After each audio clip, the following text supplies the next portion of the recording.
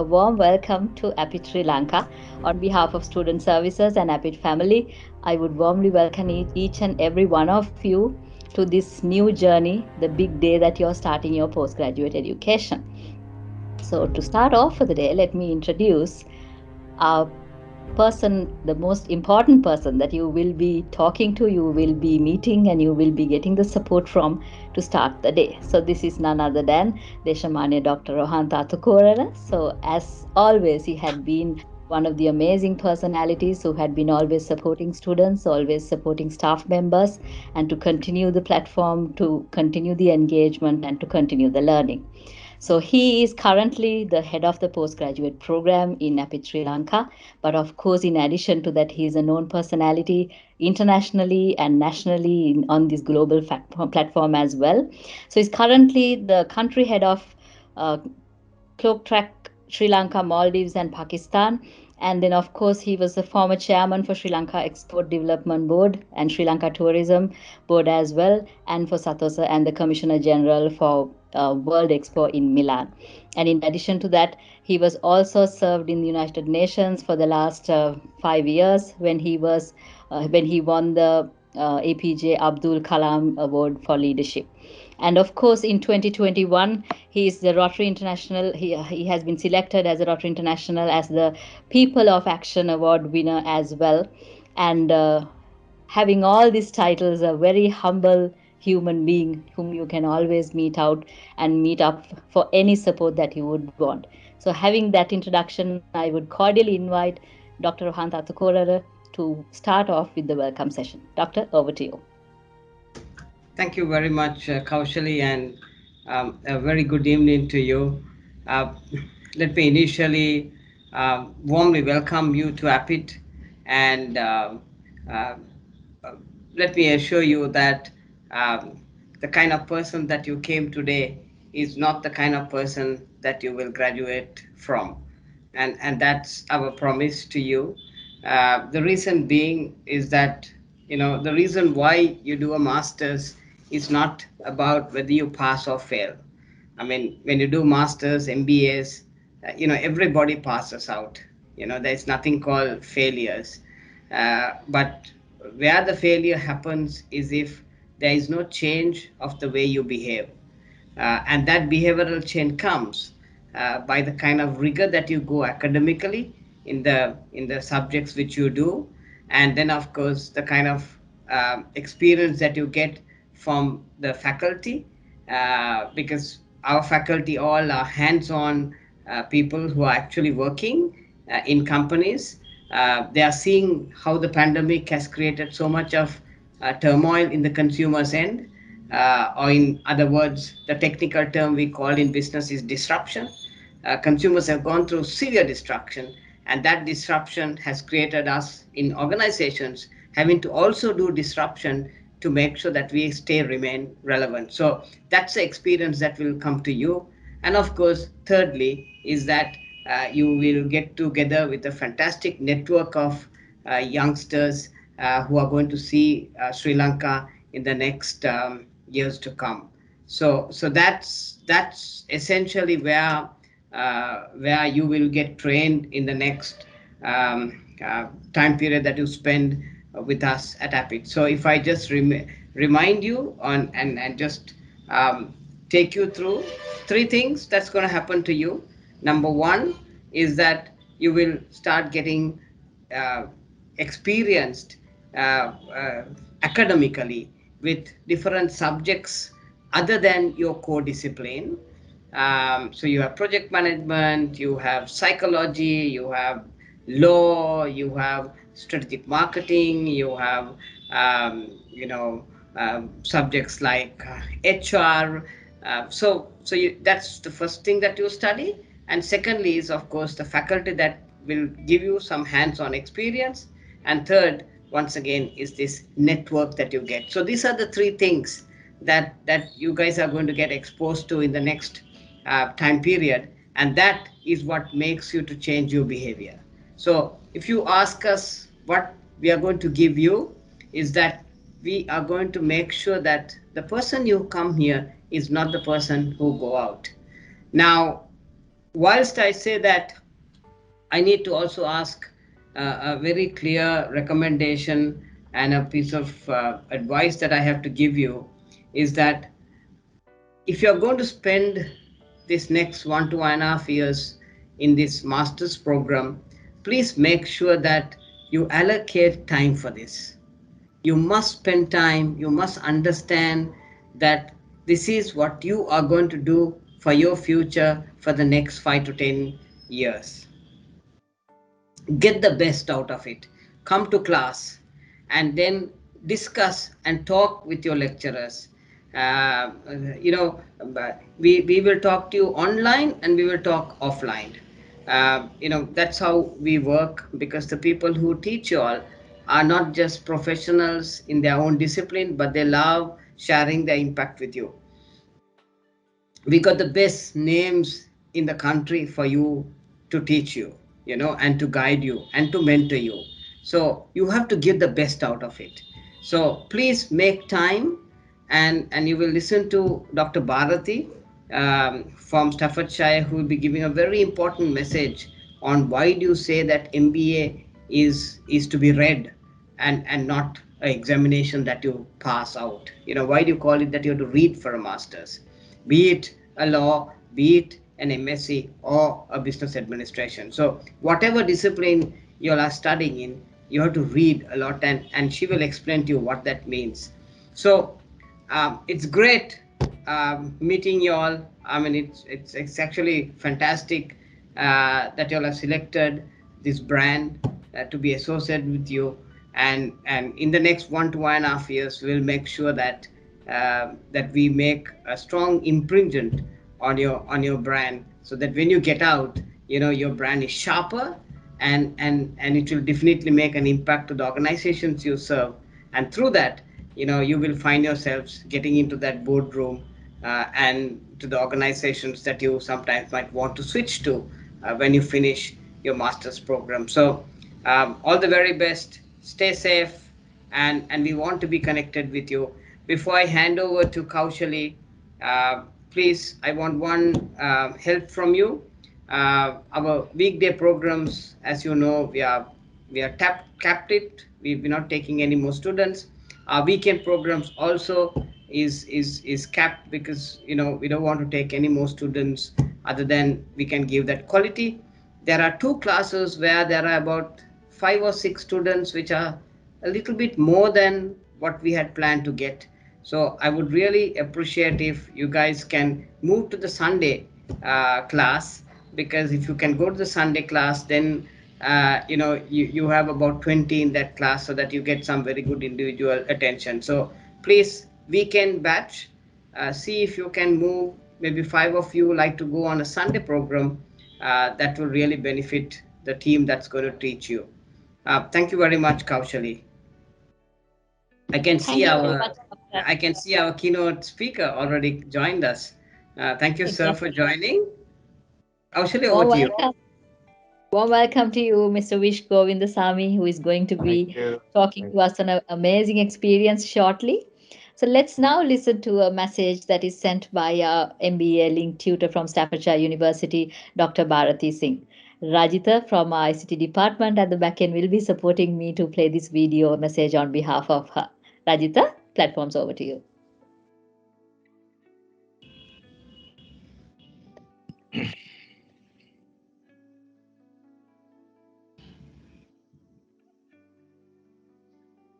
Dear students, let me initially congratulate you for taking the decision to read for the MBA of Staffordshire University, UK. The key word here is read, which is not just studying, which means that you have taken the decision to take the time off to invest in yourself.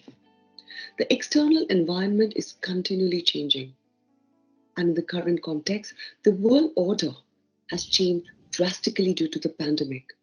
Consumer preferences have changed, and hence the working practices also need to change. We from Staffordshire University and Apit Lanka PG programs, under the leadership of Dr. Rohanta, have made considerable changes to the learning content so that the MBA you read for is contemporary and relevant to the business reality you face in Sri Lanka or may face globally as managers in international companies. Let me again revisit the word read, the term read. That implies you must spend time reading relevant journal articles, news media, lecture notes, and other contemporary pieces of information so that you're informed of both the internal and the very dynamic external environment and be ready for the future. For many of you, this may be the last formal qualification. Some of you may go to read for a DBA, a doctorate in business administration, like the one recently launched by Abid Lanka. But for the majority of you, this may be the last formal learning. Hence, invest your time well, perform well. I'm Dr. Bharati Singh, and I'm the award leader of the MBA at Staffordshire University, UK.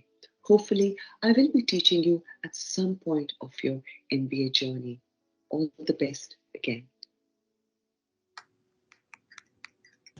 Thank you very much, Rajita, for letting us see that communication. And Dr. Bharati has been amazingly supportive to all the students and had sent her warm wishes on this day that you're starting. So now it's the time for us to listen to our chairman of APIT Sri Lanka, Mr. Bandula Egodage, who would now talk to you and let you know what is in there at APIT for you and, of course, share his warm expressions. Chairman, over to you. Thank you, Kaushali. First of all, I would like to apologize from everyone because I'm talking to you on the move because I could make it to my destination still due to some traffic, disturbances. So first of all, I would like to thank you for my close friend and our chief guest today, Mr. Vish Govindasamy, for accepting our invitation and be with us. It's a great privilege to welcome you here, sir, on behalf of our happy students. So it's a great initiative always headed by Dr. Rohan Tatukorala. We are moving into 35th batch of inauguration of MBA students. Very warmly welcome you here to the platform. On behalf of our CEO, Roshan Egodage, and board of directors, and also our loving, caring teachers panel.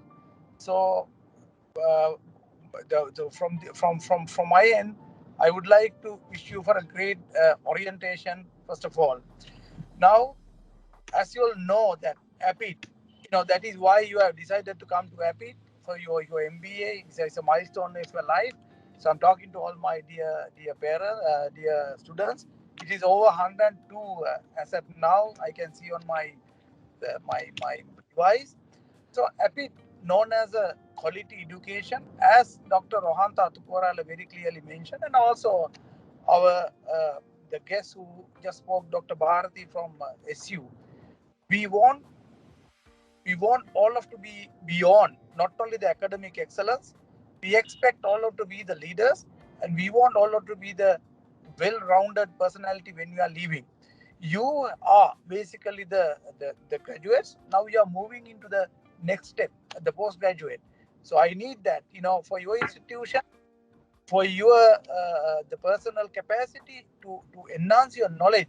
I'm 100% sure, with the confidence of thousands of the students experience, I will assure you, you will get the right guidance and the right experience where you expect from the university life. Hopefully very soon on this, due to pandemic situation, there will be little disturbances, but I'm 100% sure with the time, within another couple of weeks, that you will be enjoying your university life very soon. Network is in the key. I don't have to repeat again, but I wish you very, very fruitful orientation, and we will give you the assurance that we will take care of you from APIT side the way that you are expected from university experience in your life.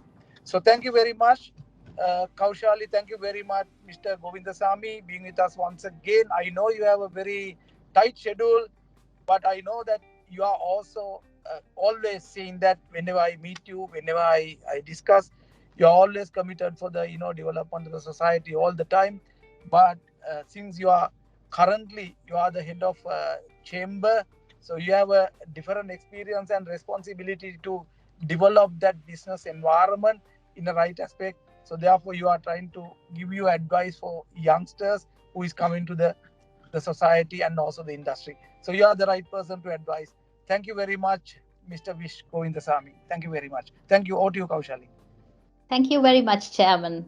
That was indeed Chairman of APIT Sri Lanka, Mr. Bandulai Godage, who was sharing his expressions along with wishes for your new journey that is starting today. So it's having said that, let's now move on to the special session today. Why that you're here and what is it that you're going to be bringing into your life.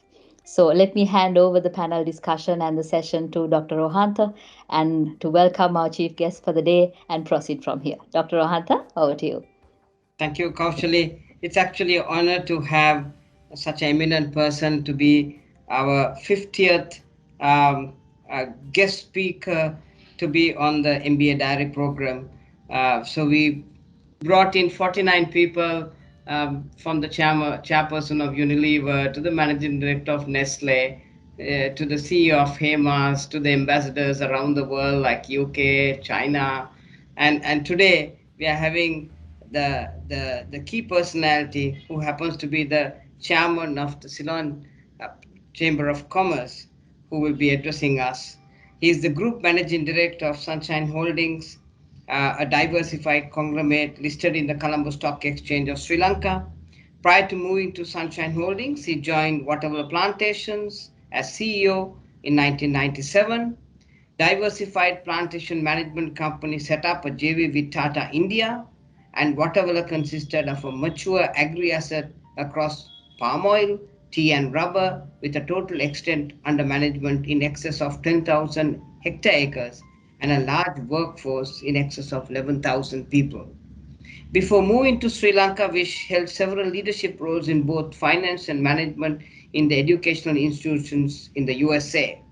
At Watervilla, he was instrumental in turning around a distressed plantation company and was credited to having successfully navigated the plantations company through volatile times to become the highest capitalized regional plantation company in the Colombo Stock Exchange.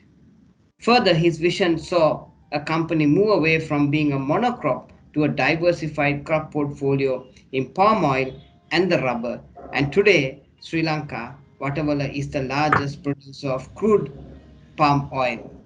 Vish's crowning achievement was in 1998 when he drove his company towards a downstream exposure by successfully entering the branded tea segment in Sri Lanka. Today, with approximately 3 million kilograms in sales, it enjoys market leadership position, the well-renowned tea brand Zesta, whatever the tea. His vision saw the birth of HealthGuard Pharmacy, a pharmacy chain with 23 outlets across the suburbs of Colombo. His new avatar is the group managing director of the holding company since 2009, saw him successfully transform a tightly held family run company into a diversified holding company and, more importantly, leverage the Tata India relationship to expand the group's footprint for market expansion. Vish's international experience coupled with innovative qualities has enabled him to key leadership roles in the private sector in Sri Lanka. The 100 Club by LMD, leading corporate magazine, recognized Vish Govindasamy as one of the top 10 CEOs of Sri Lanka. Having completed his primary education at Trinity College, Kandy, he holds an MBA and a Bachelor of Science degree in Electrical Engineering for the University of Hartford, USA. Currently, Vish is the Chairman Ceylon Chamber of Commerce, Chairman Employers Federation of Ceylon, Council Member of Sri Lanka Institute of Directors, Committee Member Mercantile Services Provident Society, Past President Sri Lanka Chamber of Pharmaceutical Industry, and the immediate past President Indo-Lanka Chamber of Commerce and Industry. Sir, it's absolutely an honor for us to have you as a guest and such a uh, eminent person to come in as our 50th MBA diary speaker. And it just happens to be the day that the inauguration of this batch of youngsters coming in a time when things are very rough in Sri Lanka. So you are going to tell us what you expect from a CEO of tomorrow. Mr. Vish Govindasamy, over to you, sir. Thank you.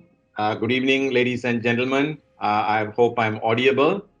I would like to first thank Chairman Bandule Gadage, Dr. Rohantha Atukorala, Board of APIT, and the organizers of the MBA Diary for the invitation for me to speak as your chief guest.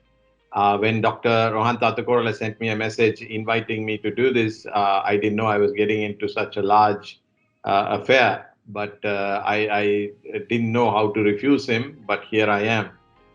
But I am very happy that I am here as the 50th speaker to congratulate the new intake this evening. It's for you to begin this journey. I recall my MBA intake, which was many moons ago. For me, it was indeed a very joyful day. I'm sure for you to have made this decision and to decide to do an MBA in the middle of this pandemic, this MBA must mean a lot and must be very important. As mentioned by Dr. Atakorala, the topic given to me this evening is to speak about my expectations of a CEO of tomorrow.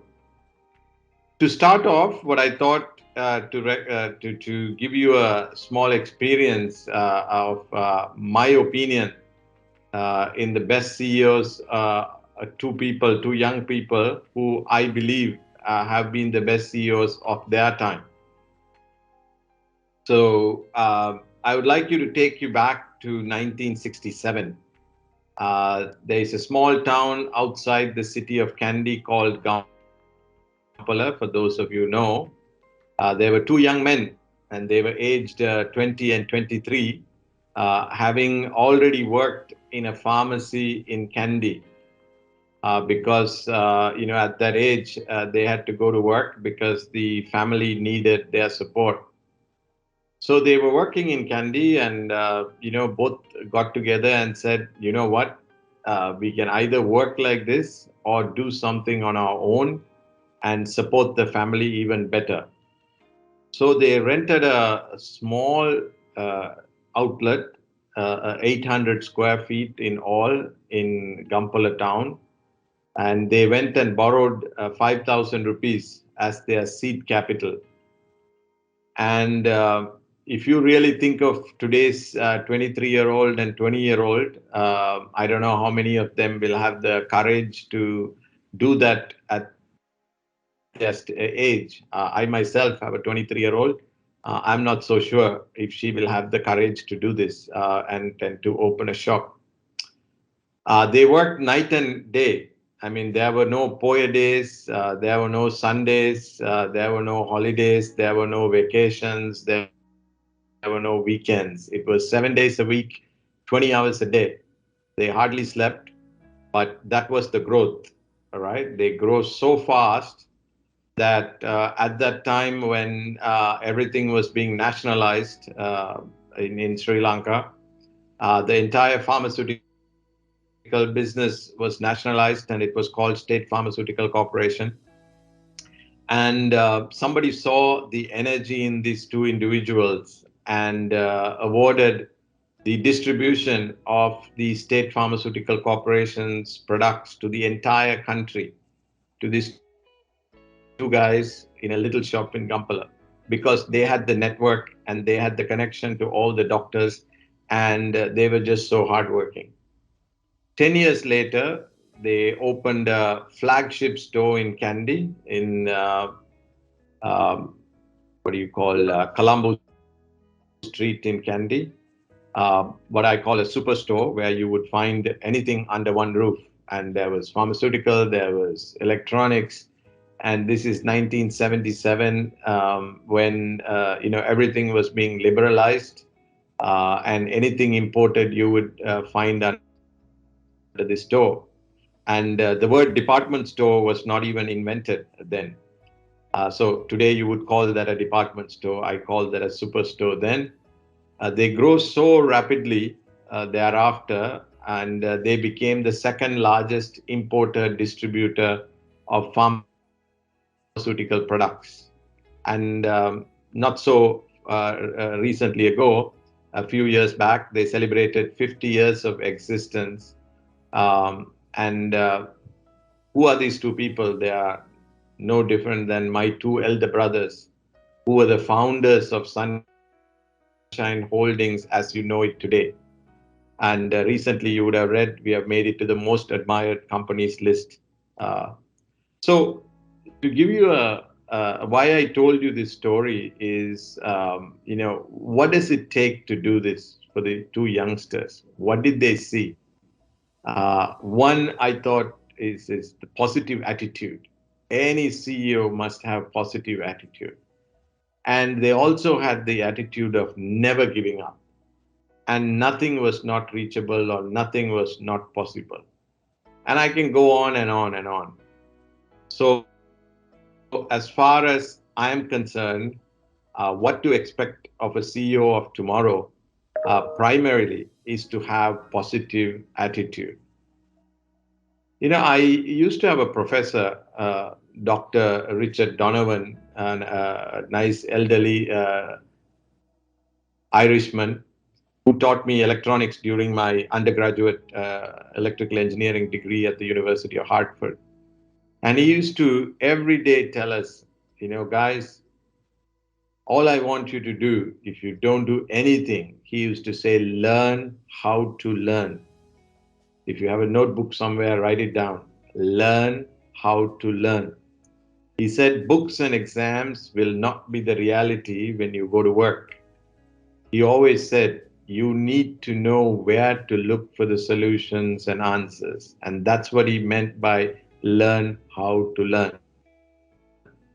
He also said, you will never have exams in your life. You will have real life challenges.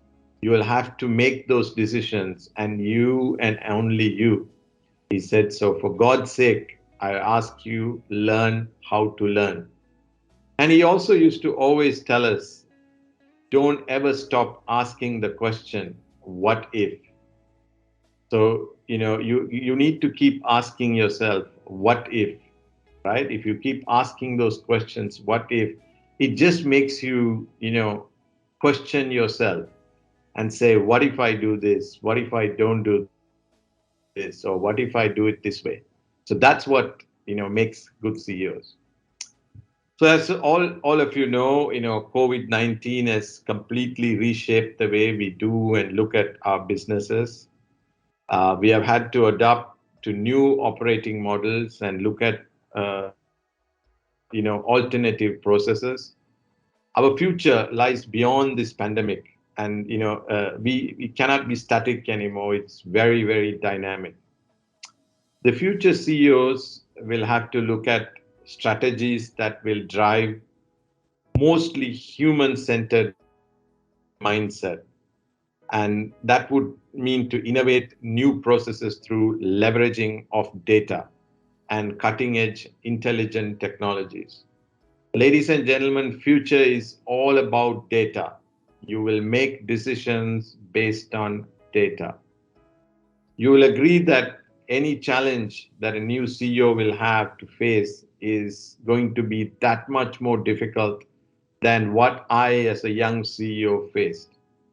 You have to look at future back approach, and you have to look at cutting edge technology, and look at how your company is going to be 5, 10, 15 years if it's going to be needed. Your organizations will require individuals who are firm yet inclusive, with a decisive outlook needed to back superior operating and financial skills. CEOs of tomorrow must view every decision, every technology implementation, every product or service innovation through a human lens. And I hope you will appreciate people are the biggest assets, not the buildings and machinery. If you don't look at through the human lens, the best laid strategies can come to nothing without the right talent and mindset to execute them. So, a CEO's role is gaining the buy-in among all the employees and other stakeholders as essential in these changing times of COVID.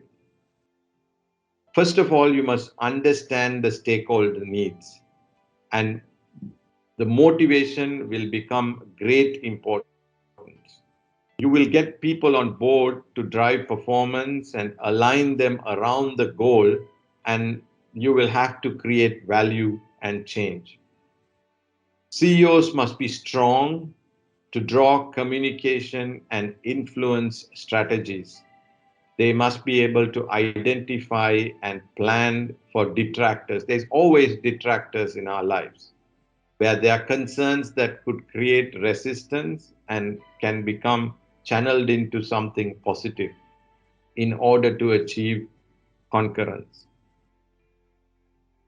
You shouldn't spend time to just being liked or to protect any team or any painful decision. Instead, you should be supporting and instilling confidence and so that you can lead a team to success. As we all know, the world has been catapulted into a digital era. And that's what I said. Today, it's all about technology. We had to change how we do things overnight. If you all remember the first lockdown, ordering things online, nobody knew how to do. But today, everybody is doing online. So the stakeholder needs are ever evolving. Companies need to leverage into advanced performance.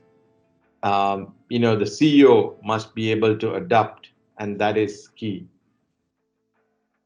Success in leadership will be the ability to get out of your box. We all are in a box most of the time because everything is safe inside that box. And I say this to most of my leaders and CEOs of the company. When you come in, we always have baggage that we carry. Please leave your baggage. That's the only way you will go forward and you will change and you will advance. A CEO is somebody that I say who will quickly be able to adapt and to take advantage and make early changes. That will give the organization an edge in moving forward. A CEO will scan all the networks and diverse sources of data in order to find relevance in information. Even though at the first data could seem very unrelated to your own business. But that's how data works. I believe that leaders should have a growth mindset. If you keep doing the same thing and don't expect any result, you will never grow. So you must be hungry to grow. Remember the two young boys story I told you. There will be setbacks. And in any good organization, if you don't have setbacks, you will never know how to grow. As you all have experienced, I have experienced, working in environments. Today, the working environments have completely transformed. Today things are completely unprecedented. It is nothing like what all of us have experienced. So today, a CEO needs to be very strong in your resolve and to make fast and very intelligent, forward-looking decisions. And you have to be a motivator, and you have to be a coach in the winning team. CEOs who make calculated decisions earlier and faster with greater conviction rather than waiting for the right time to make the perfect decision will succeed. There is no such thing as a perfect decision. It's a gut that comes in your gut, and that's what you have to make.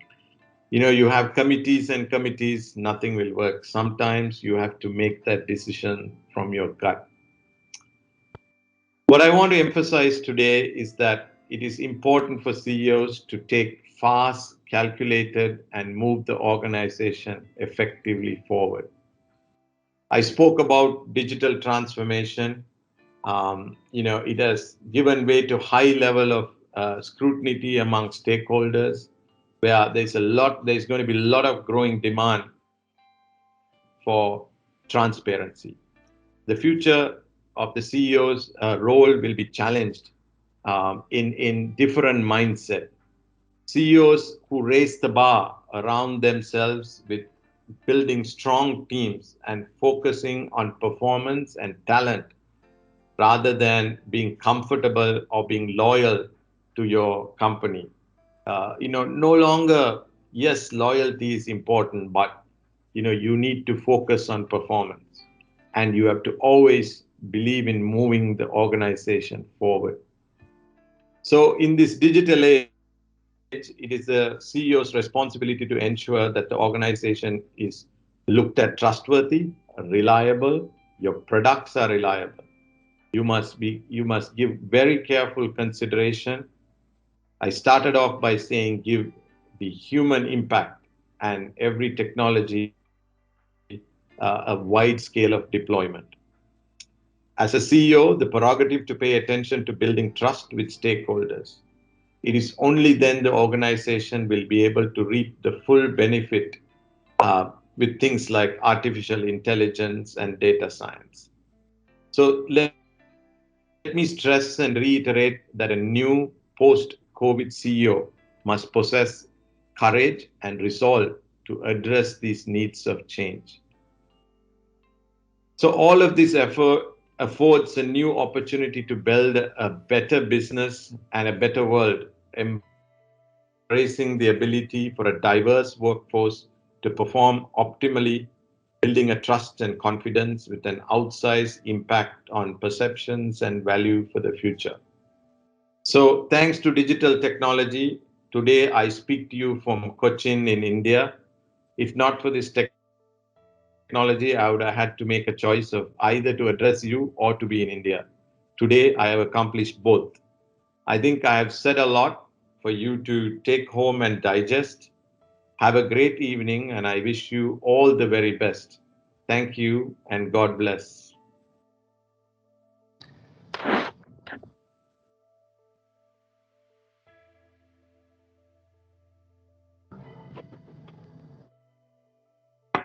Dr. Rohanta, you are on mute actually. You Dr. are Rohanta, muted you're actually. on mute. Thank you very much, sir. Really appreciate fantastic. I mean, my take was very simple, sir. Focus on performance with an HR angle. I mean, I really love that. Really love that. And that was fantastic. And the story of the two boys, I'm sorry, I really did not know. I mean, I have a lot of respect for the two brands that you have built. I have seen it. I've been tracking the Nielsen data on retail, and I've seen how the market shares picked up on Zesta and whatever else. So, I mean, it's lovely meeting you, sir. Uh, uh, just a few questions which I hope you don't mind taking, and I really appreciate you for joining in from Cochin. I really didn't know that you were overseas. So thank you very much for obliging. Um, I mean, you are you are not just the managing director of Sunshine Holdings, but you are the the head of the chamber. You know, you are the you have to play the father figure role for the whole of the private sector of Sri Lanka.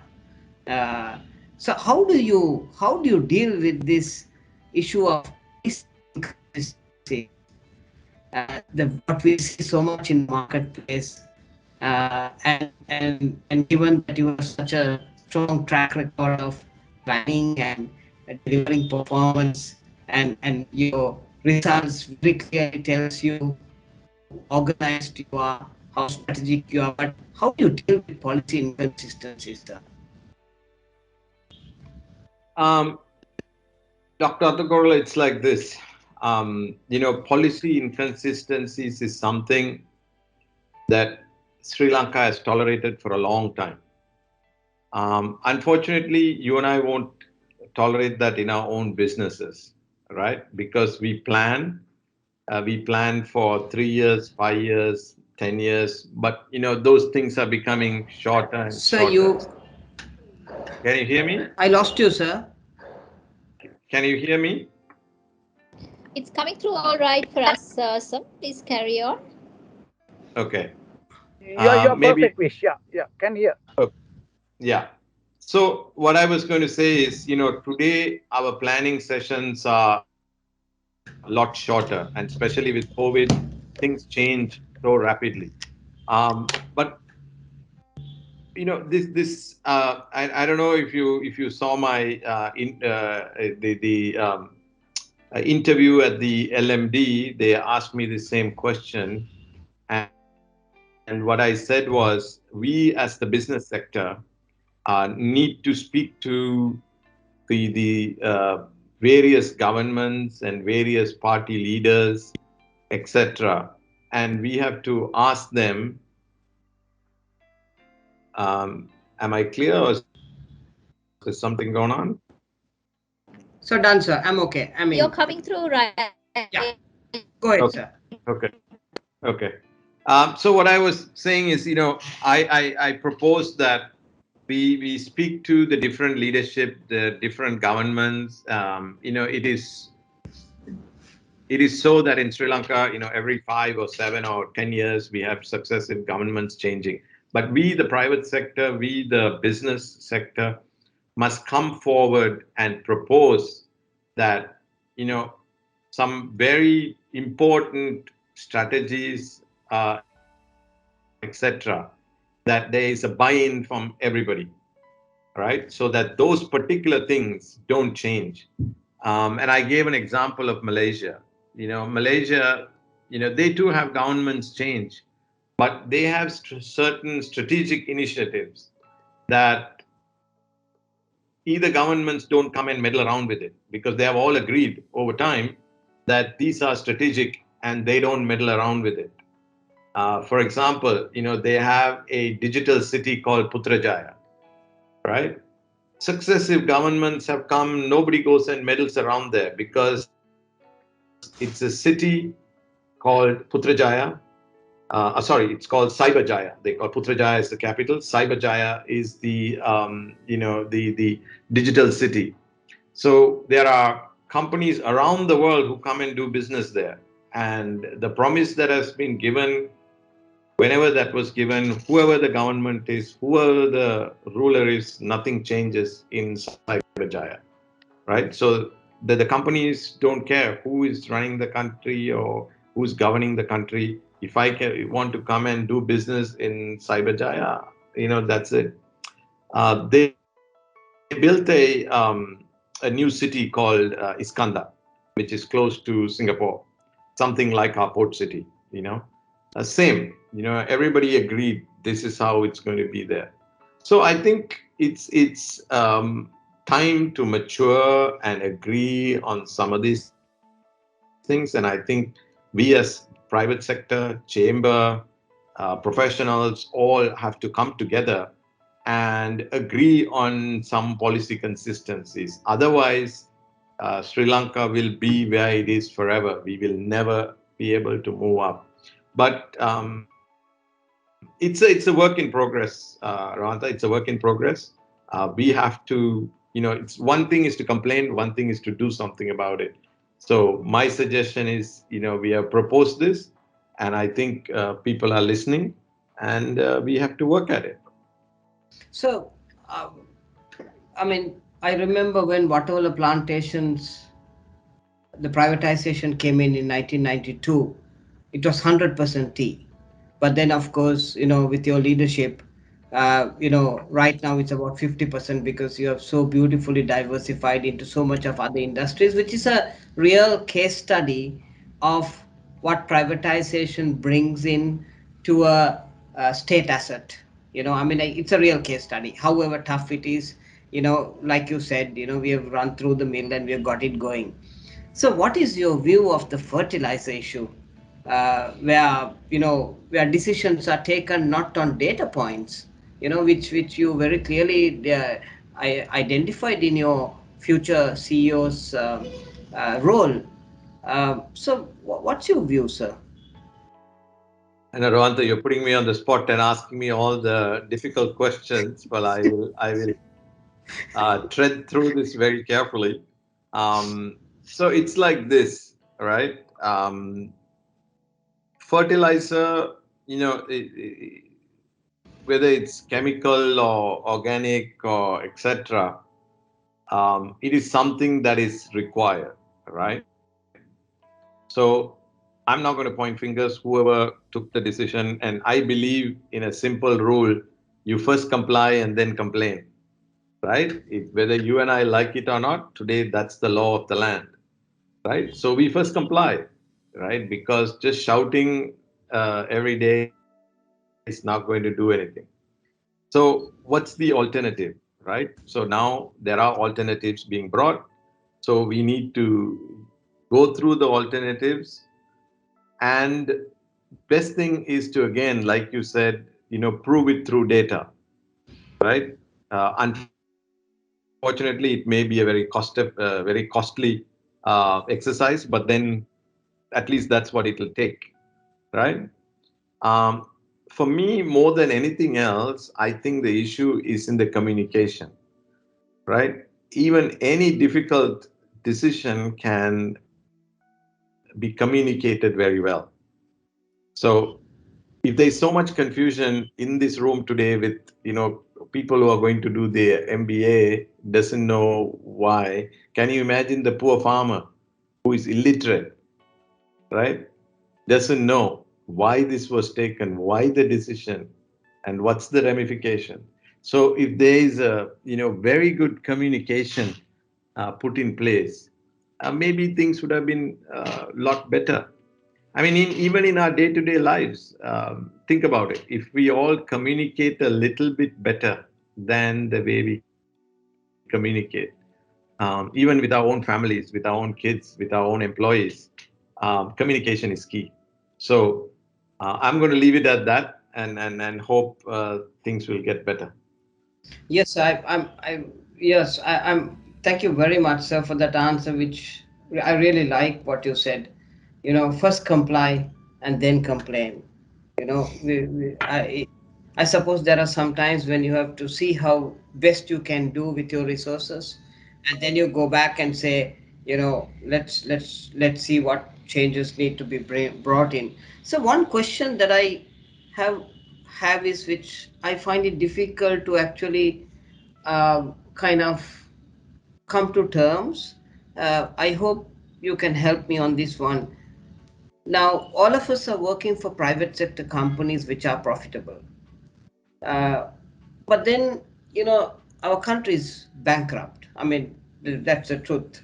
We are going through a issue, and we know that in the next 1.5 years we have to spend something like a 7.5 billion we have to pay. So, how do you operate in this frame, sir? Yeah. So these questions, it's a fantastic question, right? If you look at the quarterly results of the first quarter, and now you will see second quarter results coming in. Most companies will be very profitable. Other than the few sectors that have got hit badly, the tourism sector, the leisure sector will struggle, but mostly other sectors will have a decent result. Um, yeah, so the country is going through a difficult time, we wouldn't have got here if not for COVID. I mean, COVID changed everything because it taught us that we were so reliant on one particular avenue for our foreign exchange, and we depended so much on tourism, and that just shut off the tap. Then our second most dependency was on our people who are working overseas. The tap got shut off. And the third most was every time we had to pay our debt, we were able to go in the international market and raise money. And today, there is no money in the international market.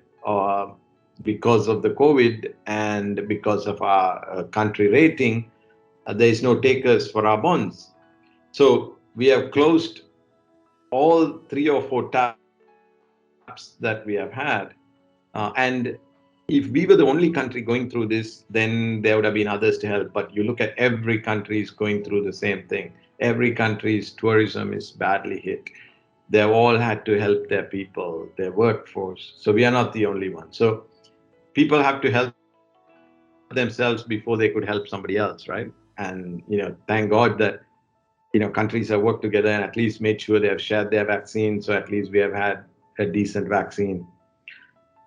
So, one is to say that we are bankrupt and, don't do anything, or, we all must do something to change this dependency on these 3 things. And I keep talking to the policymakers of, use this pandemic, because if you looked at the supply chain, people who were so dependent on India or China got hammered badly, right? So they are all looking for new supply chains. And Sri Lanka must be out there pitching itself, saying, hey, listen, I am there, I'm just in between, and I can do things as better or, cheaper than India or Sri Lanka, and give us a chance. And we need to bring some big names. We need to bring the Tatas of the world, we need to bring the Samsungs of the world, the LGs of the world, the Apples of the world to come. That will change the equation. Somebody used the example of Vietnam. They've really gone from the typical agricultural farming country to being a technologically advanced country. South Korea's Samsung has really spent money in Vietnam building their second largest factory in the world. So those are the things that we have to do. I really hope we don't get to the bankrupt level.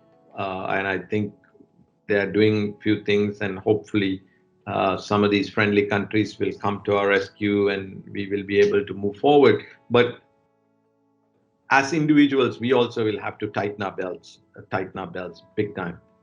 We will have to give up a lot.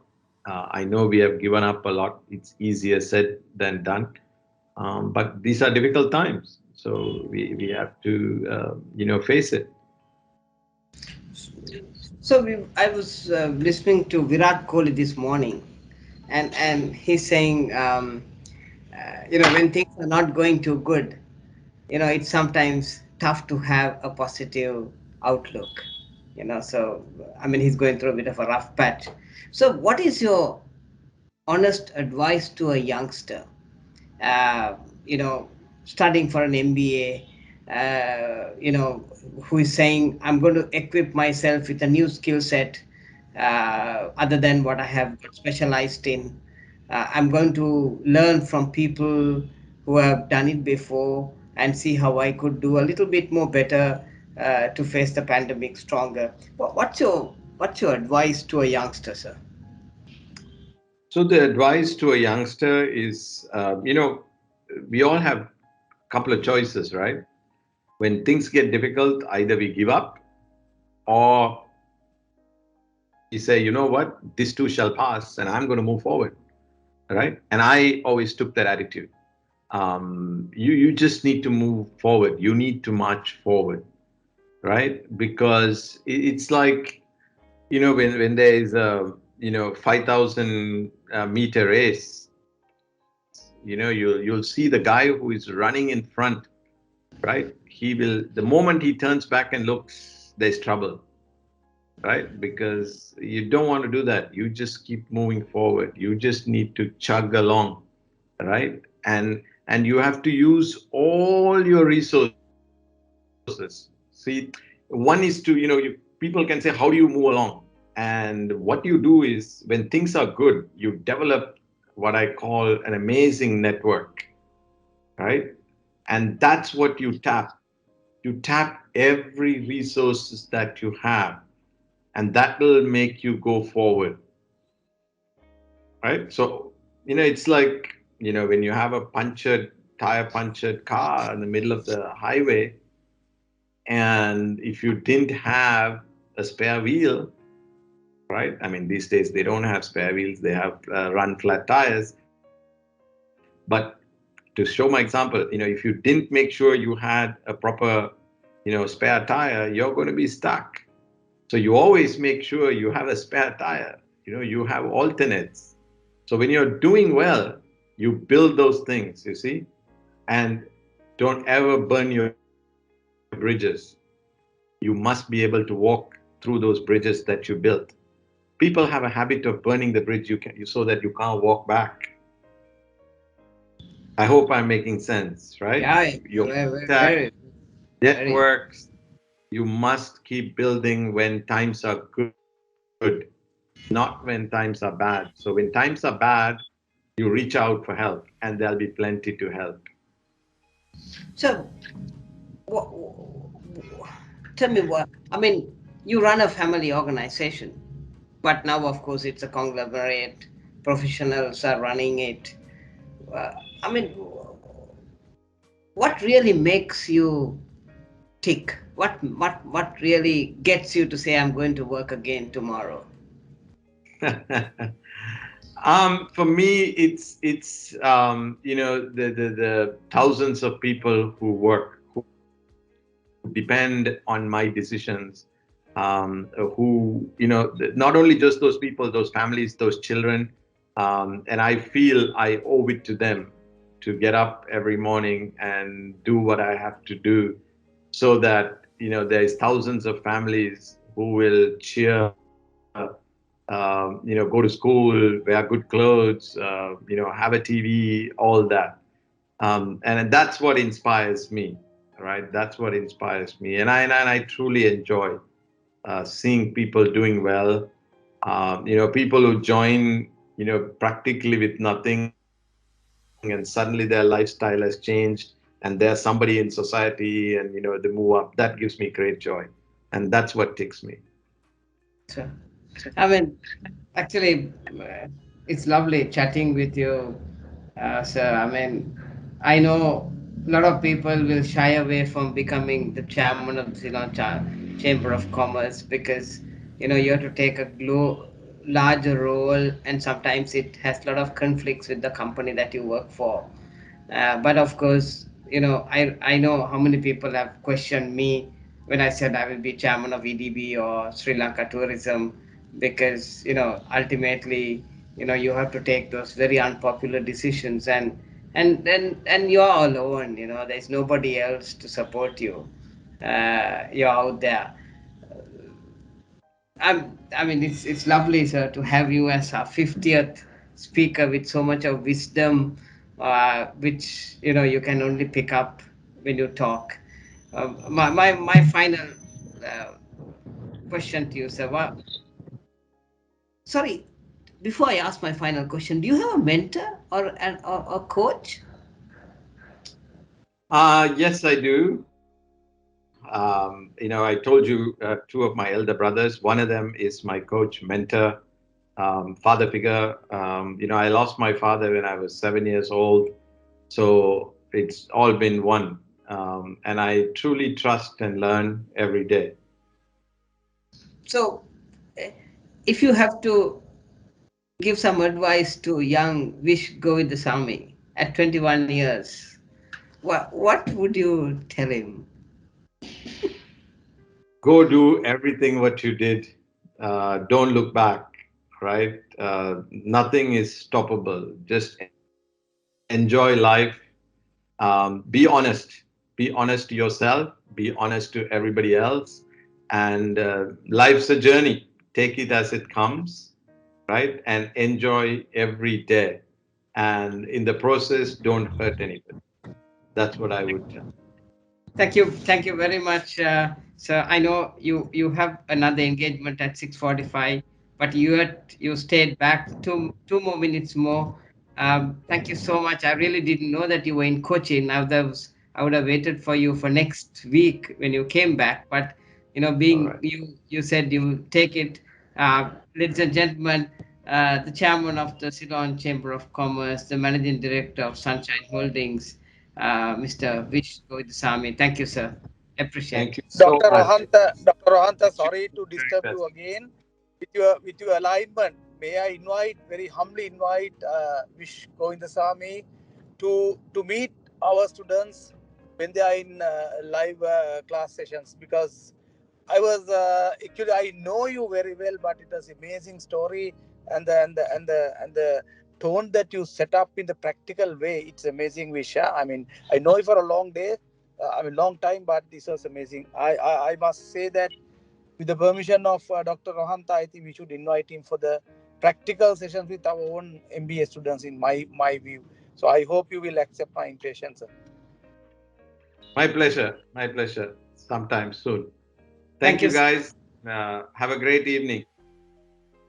God bless. Thank you, Thank sir. you. Thank you, sir. God bless, sir. Stay safe. Thank Kaushali, you. over to you. Bye. Bye, sir. Thank you very much indeed, sir. You have a safe journey back and take care of yourself. So, ladies and gentlemen, that was our speaker for the day and chief guest, who is your inspiring personality to start your own day today with this amazing dream that you have down another 2 years' time to walk down the aisle for a graduation in the postgraduate program. So, having ending that session for the day, we will now go back to the practicals where you will be exposed to some information relating to the program support. So, as much as we have the dream and aspirations, it's very important that we get the expertise and information that you need for you to continue your studies as well. So, we do now have Ms. Mihiri Hapuarachi, who is a registrar, who is the head of the academic administration unit, who would now address you and talk to you about your basic information that you need to know as a postgraduate student. And Mihiri, over to you.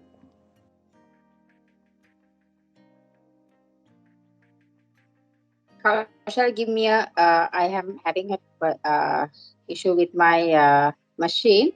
Give me a Sure. minute. I will restart and join. Sure, sure, not, why not? So until Mihiri comes back, I would like to take a minute to let all of you know that we are having our orientations today where you're using your personal email to log in, and you're using your personal accounts. Maybe some of you might be using your office accounts. So I also want to keep everyone informed that today, after Mihiri speak to you and give you the academic information, we will also take you through the ICT support guidelines, which will be supporting for you to understand how do you set up your Appit account, right? So we will all be having our Appit account for all the students for you to use access learning material in a very safer and a faster manner. So I would also request all of you, while you're getting ready and while you're listening to these sessions, if you are logged in from a mobile phone, please do get closer to a laptop or a desktop and try to have that ready as well. So while the ICT guidelines are going on, you can set these things up and be ready for your next sessions to start off as well. And at the same time, if there's Kaushali, any student, yes, doctor. if I may just say a quick one before you proceed. Sure. Um, See, we really want one help, which actually Kaushal will speak to you later, which is that we want to get your feedback of us who teach you. Now, when I say us, is because I'll be also teaching you. I think next semester, this coming semester. We have planned for an evaluation that happens on week 4 and week 7 and week 11, and I would humbly request every one of you, please take a little bit of your time and give us your feedback, so that then what happens is we can change the way that we teach you and mentor you and coach you to be a little bit more better. And with me we have Professor Priyanta, who heads the IT faculty. We have Dr. Chatura, who heads the law faculty, and both are fantastic personalities. They are not just academics, but they do run companies. They have a lot of experience of being involved with companies. So please be close to the the faculty and the teachers, and give us your feedback, because we don't come to the table saying that we are the best. I mean, we don't do that. I mean, we'll never come to you and say, I know everything about some particular business discipline. We want to learn from you all, and we want to coach ourselves to get sharper, so that then what happens is that we also will become better in the organizations we run. So that's how we come to the table. And you can see that even if you look at this semester, the people who are teaching project management, we have the president of the Institute for Project Management Institute who is teaching you, and the other two people who are teaching in Candy and in the weekend batch is also past president of the Project Management Institute. If you look at strategic marketing, all the people who are teaching are hands-on practitioners. They have worked for the Unilevers, the Reckitt Benckiser's, the Citibanks of the world. They have launched brands, they have failed, they have worked as sales reps, they have worked as area managers. So these are people who have who have had more failures in their life than success stories, and they are the people who are going to teach you. So we come with an angle to say, yes, we have a very rich experience, but we have a lot of failures, which makes us a little bit more stronger to guide you. So we want feedback from you, which is very, very, very important. If you look at your third subject, law, in the MBA side, Dr. Chatura, who heads the law faculty, is personally getting involved, and we have another two eminent, amazing, one doctor from Sydney, and the other is from a Rotarian president. So they bring all these kinds of experience to you. So please, um, uh, I will not be talking to you again until I see you in class. So I want you to please give us this feedback, so that we can improve the product that we give you, and we can make sure that you guys are going to be outstanding when you get out of the program. So Dr. Chatura will talk a lot about LLM for the group, and Professor Priyanta will talk about IT. Both are outstanding human beings who have done some fantastic work, in their own discipline. So maybe they will come on later. Mihri, over to you, Mihri. Thank you. Thank you, Doctor. Thank you. Let me share my screen.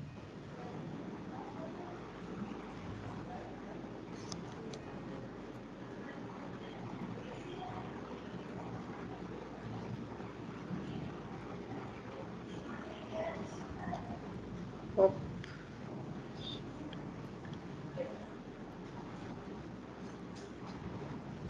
hope it is visible now. Yes, Meet, if you can go to the slide mode, presentation mode would be perfect. Thank you. Okay, thanks. So, good evening, everyone. I'm representing the Academic Administration Division. So, I work as the head of academic administration. And as Kaushali had said, this is a quick brief about, what sort of support is available for throughout your academic journey here from academic administration point of view. And what are the other rules and regulations. I'm not going to go in detail about all the rules and regulations, but just an idea, what are the essential information that is required for you. So starting off, I think we are going ahead with online mode right now. So there may be with the changes, there may be we will be starting physical classes as well. So from admin, we will be issuing your student identity card as long as all the information is completed, and as well as once all the data is done or completed, your applications process is completed, we will be sending all the information to the Staffordshire University. So from there also, they will be sending you username and password credentials that can be where you will be able to access Staffordshire University materials as well. Right, so that would be the first point of the information that you'll be getting. And the other one is the course schedule. I think Ravini would brief you on that. Ravini, I think you all met Ravini. So that would give you the basic understanding where your 5 semesters are starting off. If it is the LLM, where your 3 semesters are starting and when you are finishing, and when you will have your assessments or assessments, what are the weeks that you have your assessments, and when you are having the exam boards and so forth. Uh, so that is at the beginning, we give you a picture of the entire program. Then comes each teaching block. So every teaching block at the beginning, you will receive a timetable from academic administration as well as an assessment and exam schedule, right? So at the beginning, we tell you these are the modules that we are offering you in this semester, and these are your lecturers, and these are the entire 12 weeks or 13 weeks of lectures. These are the dates that we have, and when you have to do your assessment submission, and when is the exam schedule, right? So you have a clear understanding of how the program goes on. So we understand that you all are working crowd. So if you have any difficulties, I mean, planning ahead, we try our level best to give you the documentation as early as possible so that you can well balance your work and your education. So nothing has to be deferred.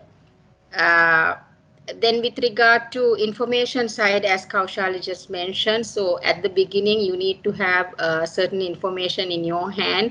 Number one is the timetable, and then that would be available to you through our web space as well, or else we will be emailing you that.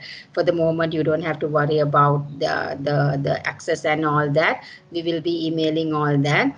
And you will, through the ICT section, session here today, you will be given training on how to access your timetable through the system, or how to check your results, or how to access our academic admin help desk, even if you are in requirement of any letters and so forth. So all that will be briefed during the IT session.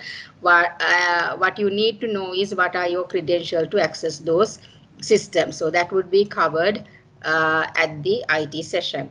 And next is the learn management system.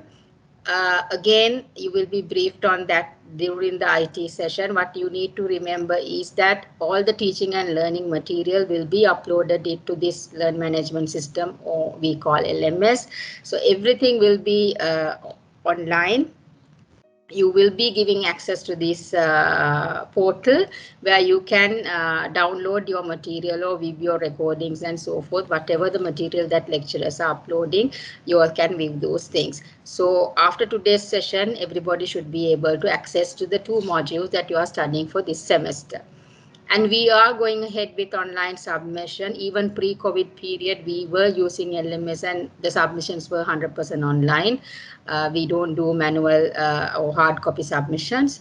And due to the COVID period, for certain exams, also we went to the online mode. So you don't have to worry about completing your assessment, even though there's a lockdown or, back to physical classes. We have the resources to run the program as per the schedule, as the material will be available.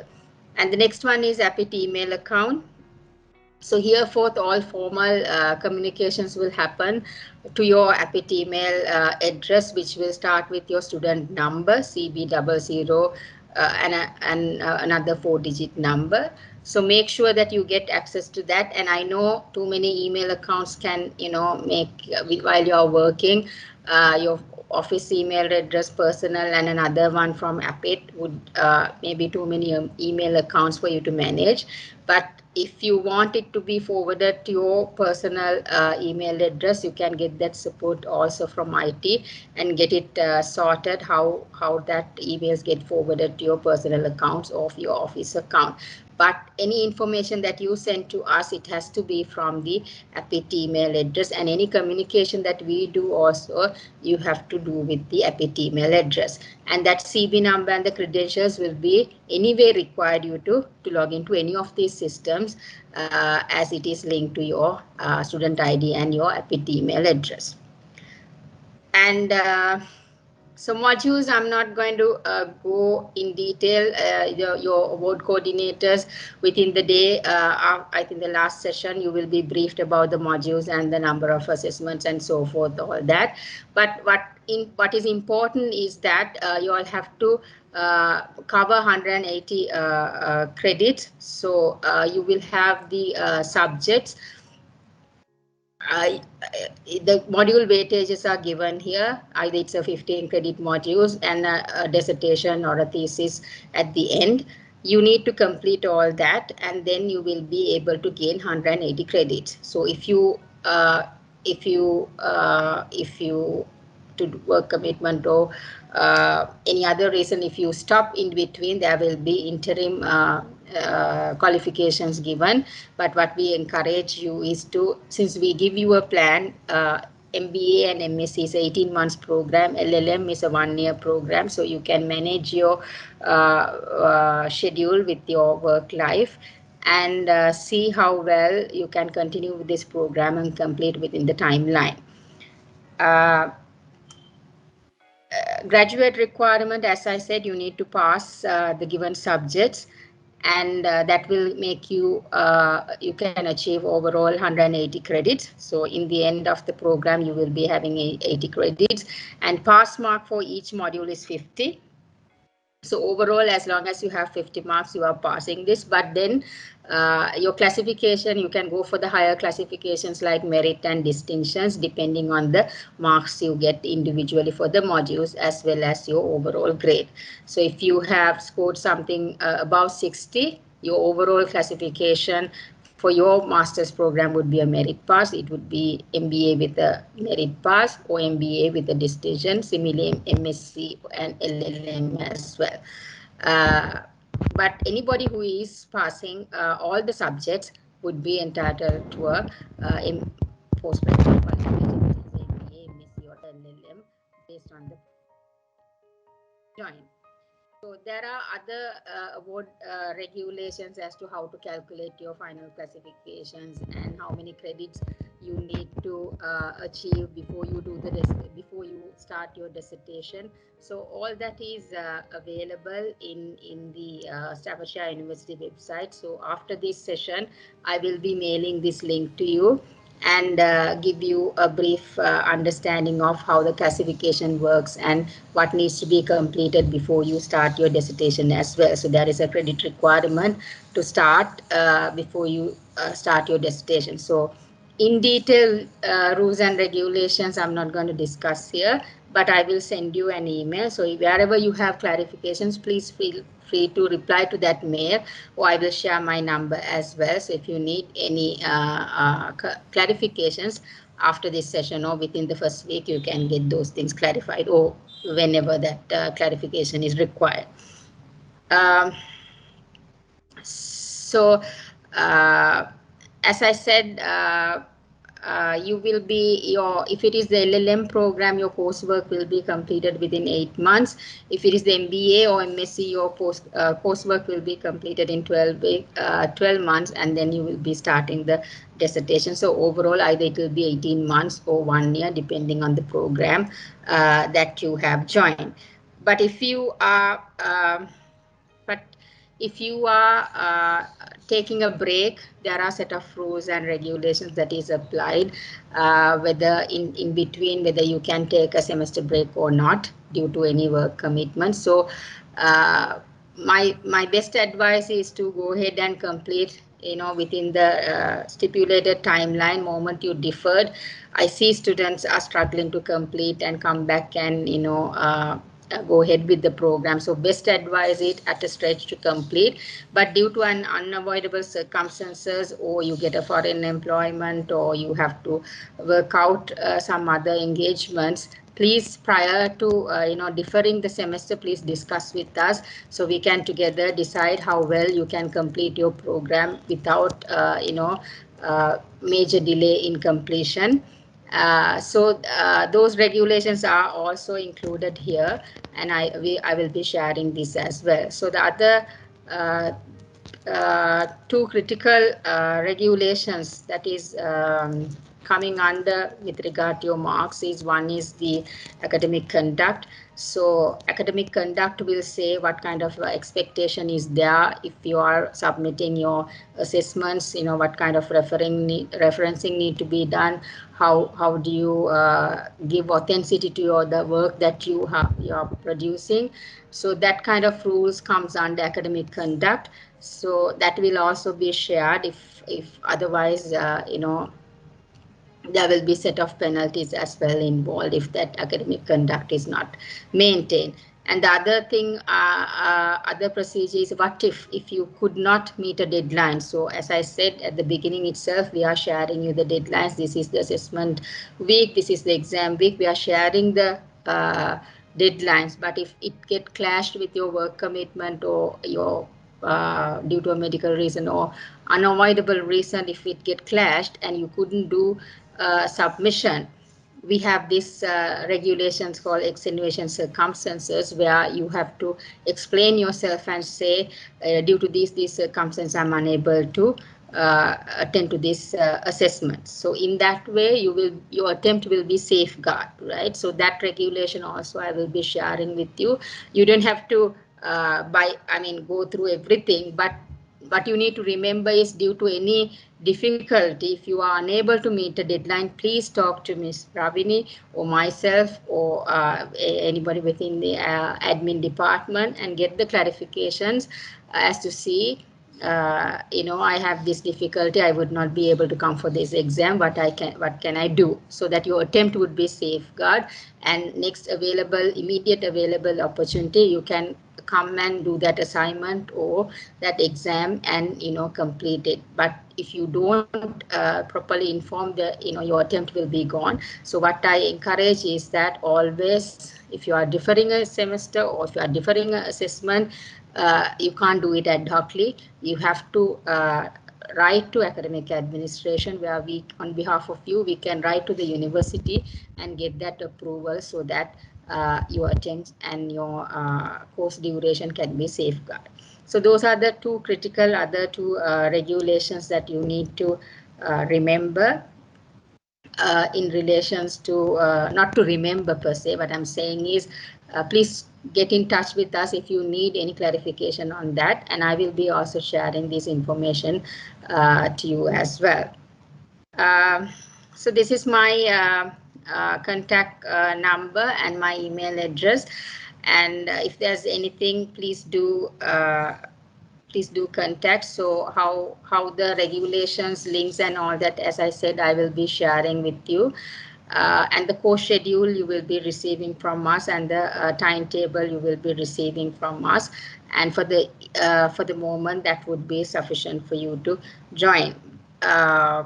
Since normally for weekdays we have classes Tuesdays and Thursdays, and weekend classes we have Saturdays.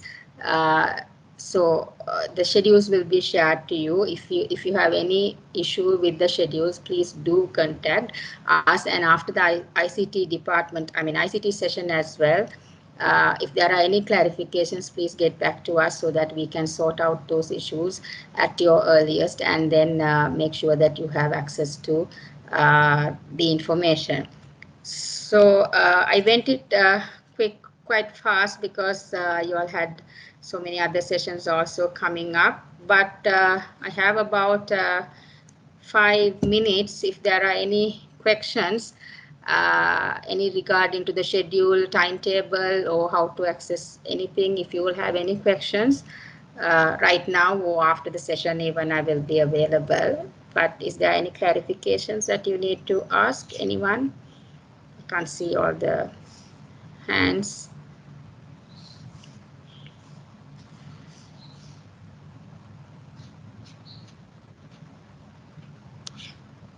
This one, Gaishan, did I pronounce your name?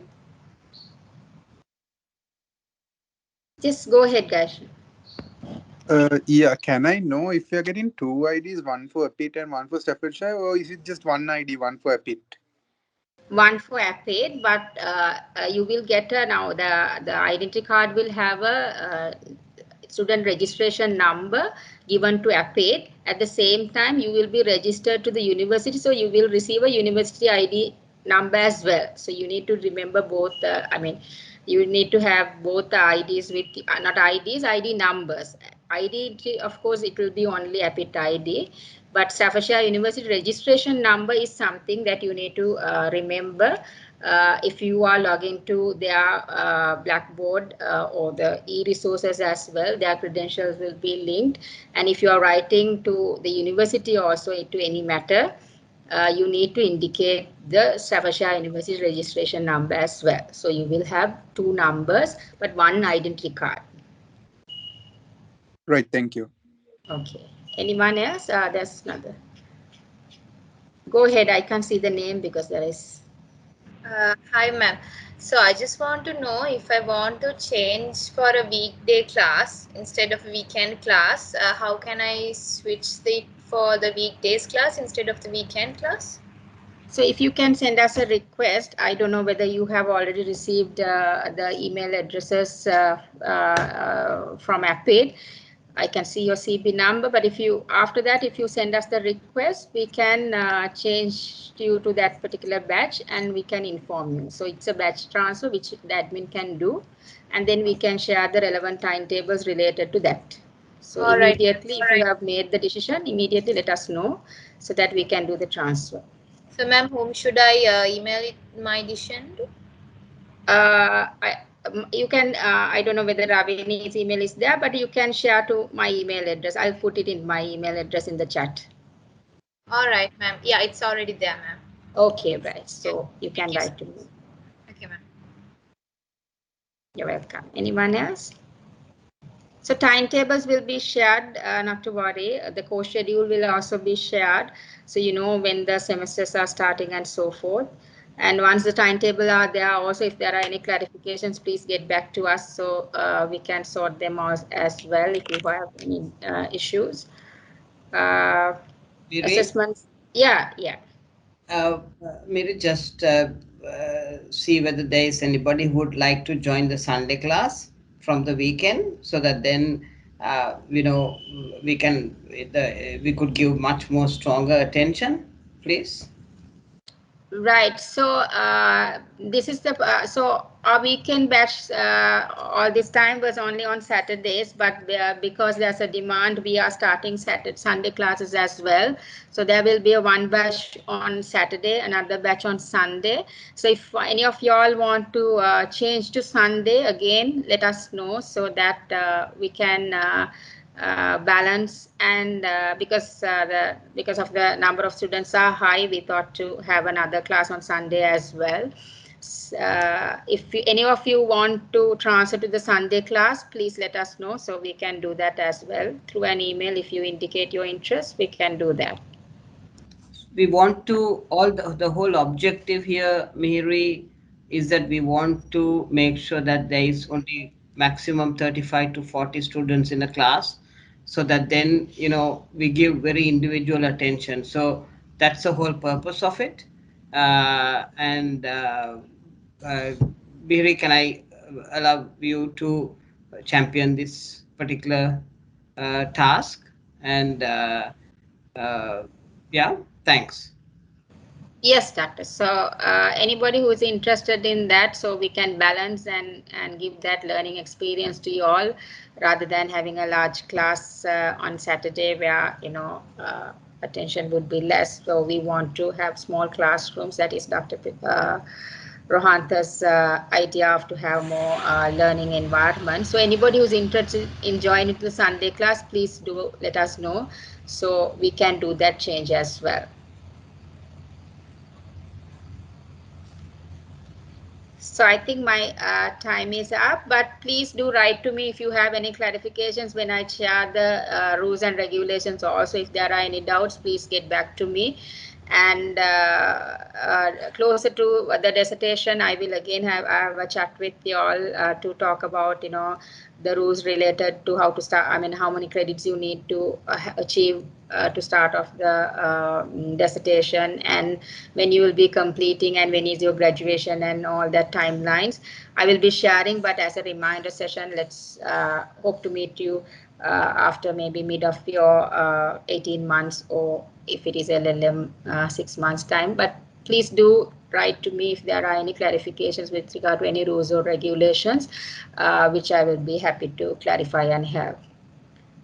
So I'll give it back to you, Kaushali. So if there's Okay. anything, I think I can take it at the end of the session as well. Sure. Thank you very much, Mihiri. And yes, if you do have any questions, dear students, please do put it in the chat. If not, I have already indicated two emails of Mihiri and Ravini. So Mihiri, as I said, is the head of the academic administration, and of course is the registrar. And Ravini is the manager course planning and manager administration for postgraduate programs. So both of them will be available for to provide support for you. So please do not hesitate to drop an email to them or just contact them on call or just send your questions in the chat here so we can address it before you go off for the day. So now we do have Kanishka from the ICT department to take you through the basic concepts and the basics that is required for you to be ready to have your most important communication channels for your next 2 years with your university to be set up. So we will be looking at having your email account set up and accessing your safe data drives, and of course looking at how to access your learning materials and other resources that are available with the university. So with that, Kanishka, over to you. Thank you, Kaushali. So, good evening, everyone, and welcome to Apit. Hope I'm audible. And I'm Kanishka joining from Candy. I'm going to walk you through all your Apit accounts and how to log into them and how to use them and what facilities that are available to you. Okay, so before I begin, I'm going to send a link to our group chat right here. Using this, you can instantly download the very presentation I'm going to do now. Okay, because this is a very summarized and very summarized version of our services. You can keep this, maybe keep it on your desktop or on your mobile until you get familiar with the accounts, because this at a glance you can see everything. Okay, so I'm going to share my presentation now.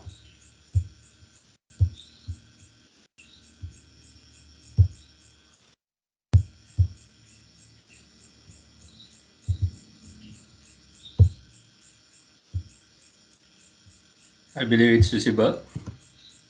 Coming through clear. All good, Kanishka. All right, thanks.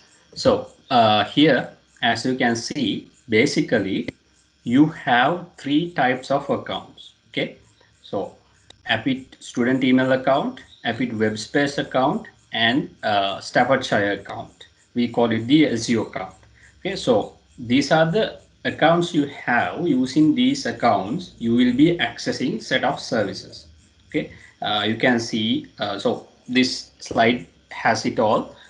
If I take the first one, Apit student email account, you can access Microsoft Office 365 platform using that. That includes your Outlook email, meaning your Apit email, Teams, OneDrive, and the whole Microsoft Office package, and a lot of other things. And you will be accessing the learning management system, the LMS we call it, to access the lecture materials and submit assignments and face exams, etc., using the same account. And when you come to Apit premises, this is the account you will be using to connect to our Wi-Fi. And apart from that, if and when you are using a lab computer at Apit, this is the login and the Apit library. That also use the same login to login to Apit library as well. Okay, and the second one, Apit web space account. This you will not be using as much, but occasionally you will need it to check timetables, and maybe if you want to get a specific letter from Apit to request those things, and if you are referring someone to Apit to submit a student incentive scheme form, some things like that, and to check attendance as well. And the third one is the Staffordshire account. This is a direct portal to the Staffordshire University itself to access their library services and among other things. So this account is handled by the Apit Library. During the library session, you will be explained about that, and pretty soon you will get the account details as well.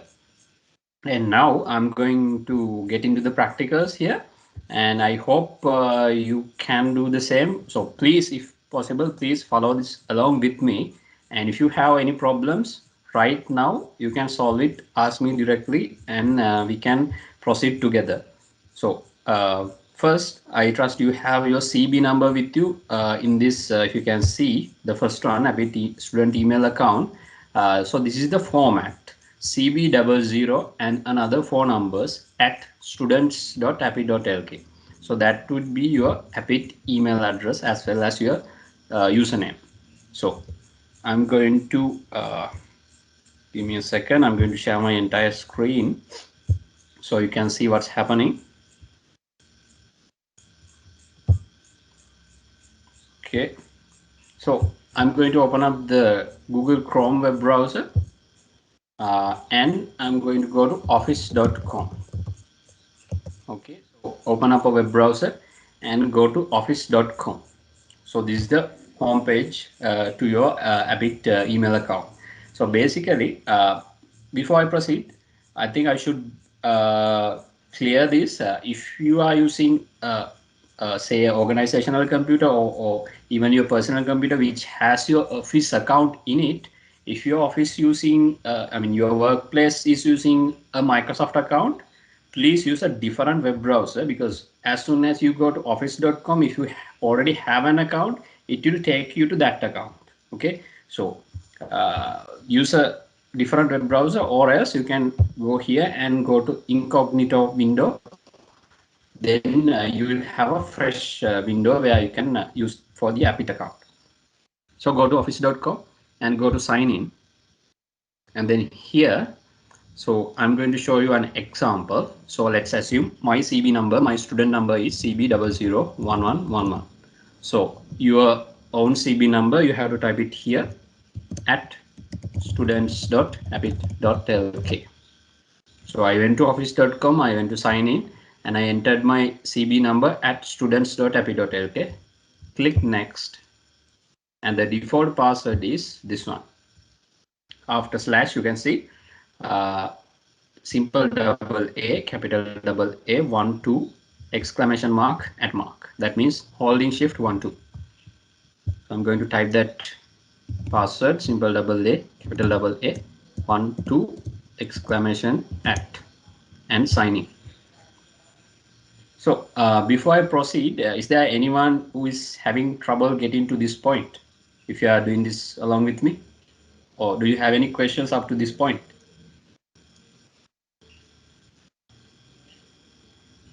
Kanishka, a small Yes. note for students who are already with us, who had gone through the undergraduate program or have been enrolled in another program, having the Right. account, just wanted to give them the message that they can directly logging in without this step. Yes. Yes, yes, of course. So if you are a student who already have an account, who already signed in, you will not need to do this initial step. Uh, you can right away sign in. So give me 1 second. I have to change this account. So is there anything else that you need to clarify in the meantime?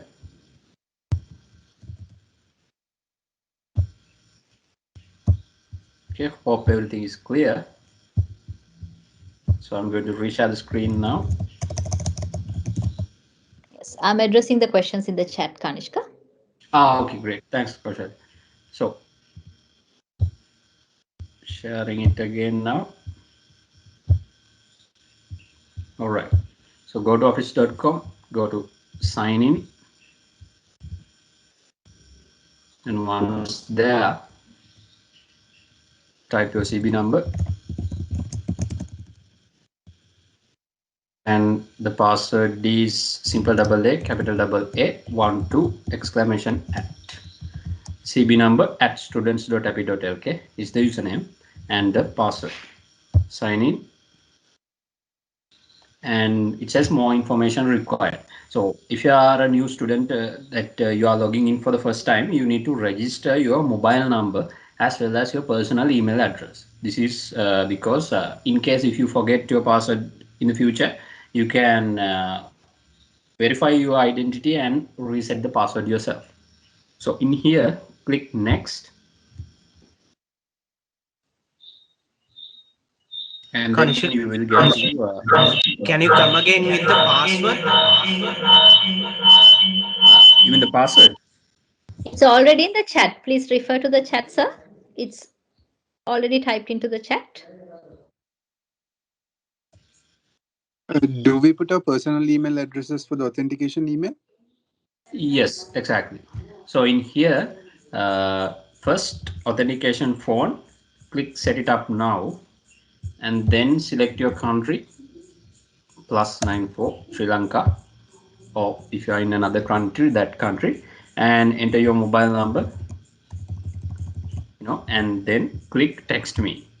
Once you click text me, I mean, if you have set up any online account nowadays, you will be familiar with this. You will get a text message with a number. Enter that number and click verify. Then it will verify your number. Kanishka, we have an extra Yes. question in the chat. What Yeah. if I have my mobile number already registered with another office account? Can the same That number be used? Yeah, exactly. Absolutely. It doesn't matter. You can register for multiple accounts. Okay, thank you. And the second one, set it up now, the authentication email. So that should be something your Gmail or any other personal email you have. I would advise you not to use your work email if you are thinking of doing so, because depending on the security settings, you might not receive the verification email, or it might go to the junk or the spam box. So it's better if you can use your own personal email address here, and then click email me, and then you will get an email with a number. Enter that number and click verify. So once you finish both of these steps, you can see this exclamation mark in pink color. This will turn into a green color tick mark. So once both confirmed, you can click finish, and then you will get to the home page. So any other questions regarding the registering the mobile and the email? Okay, so basically this is asking me whether I want to stay signed in or not. I'm going to click no, because let's say somebody else sit in front of this computer and type office.com. If I click yes, he or she will have access to my account straight away. So I want to click no. So the next time I log in, I have to enter the password. So this is the home page of Office 365. So in basic terms, Office 365 is the cloud version of Microsoft Office package. I'm sure you all are familiar with the Office package, where we have Word, PowerPoint, and Excel installed on our computer. So this is exactly the same. The difference is uh, this is on cloud, meaning all you need is an up-to-date web browser and an internet connection with a smart device to access this. So you can straight away go to office.com and log in, and then you have the entire Office package in one page. So if I take Word for an example, I can take a blank document straight away, and then I can start working. So if you are a new student who is using a new account, logging in for the first time, this could take a while to set things up initially, but afterwards it will be uh, pretty quick.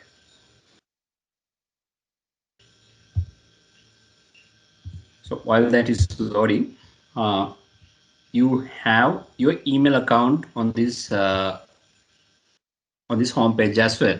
It is the Outlook. So I'm going to click on that.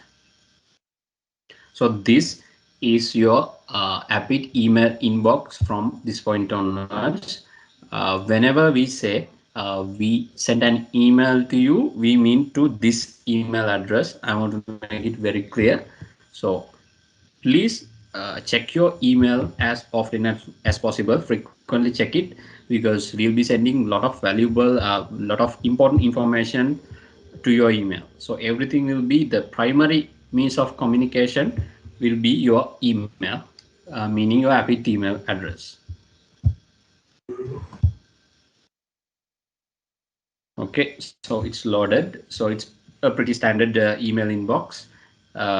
So here you can either bookmark this page, so you don't have to go through the home page if you want to quickly access this, or better yet, you can install Outlook mobile app on your phone and sign in using this account. So if you are already using Outlook mobile app with your, let's say, work email, you can still add this account because you can add multiple accounts with your Outlook app. So I'm going to the Word window which I opened earlier. So here I'm going to expand this ribbon from here, go to classic ribbon.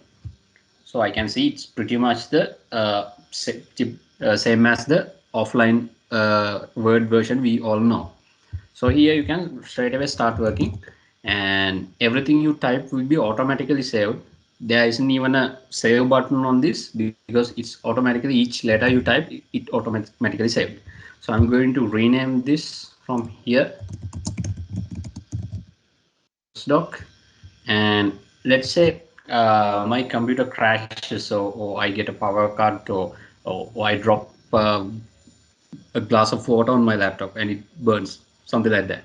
Disaster happens, doesn't matter. You can go to another computer and still log into your account, and that document will be safe and sound on your OneDrive because it's automatically saved on your OneDrive. So if you are familiar with Google Drive or any other cloud storage facility, this is same with some extra functionality.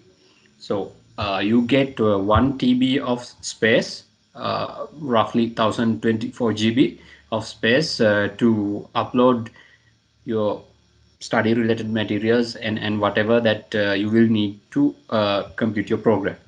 So a small tip, if you upload say everything to your OneDrive that is relevant to you, to your studies, and if you install this app on your mobile along with Word, Excel and those apps, you will have everything you need on your mobile. Right from the mobile you can access everything.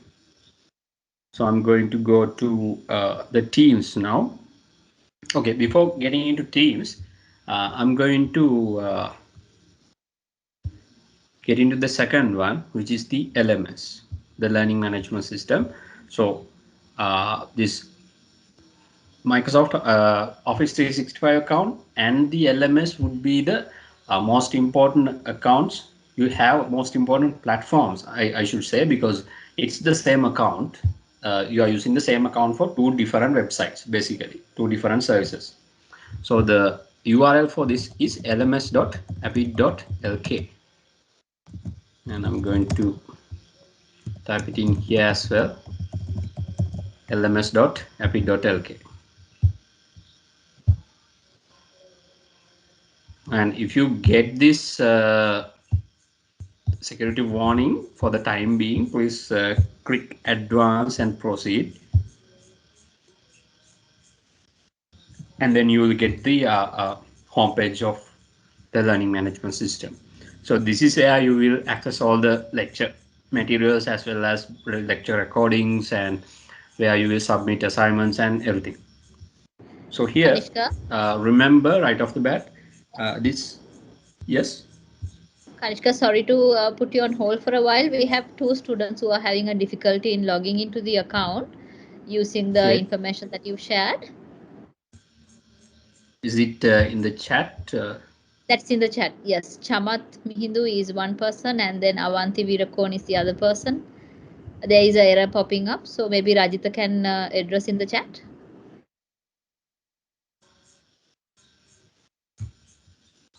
We actually have three students who are having the difficulty.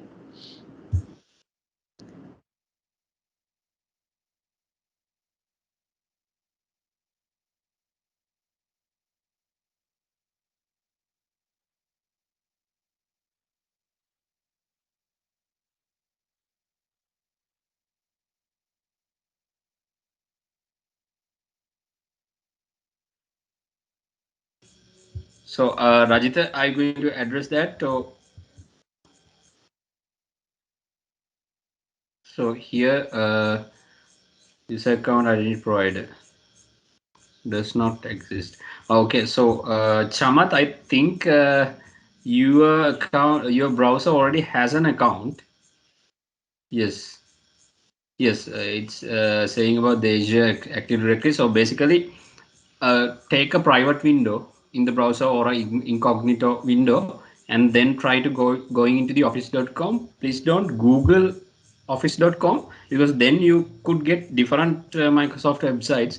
Just type the entire thing office.com in the address bar and then click enter. Okay, so Rajita is taking from there. I'm going to go ahead with the LMS now. So here, guys, I was saying here the username and password you have this window. Don't confuse this. This is the lecturer login. Your login is on the right hand side. You can see login using your account on students office 365 education login. So you need to click on this option to login, and then you can access the learning management system. So before logging in, let me do a quick refresh. I'll show you a different account with enrolled modules, so you can see exactly how it looks. So if you have any, if you need like any further clarifications, please feel free to unmute your mic and speak up. Okay, I'll show you again how to go to the LMS. It's lms.appit.lk. And if you get that PDF I sent to the chat window at the beginning of this session, it has all these URLs. They are clickable. You can click them and it will straight away take you into the whatever the web page. So click on that link and download that PDF. And on the second slide, you have all the URLs. Yes. Kanishka, sorry for disturbing. I think we can't download that presentation you shared. It gives you the SharePoint permission error. Okay, let me quickly check that.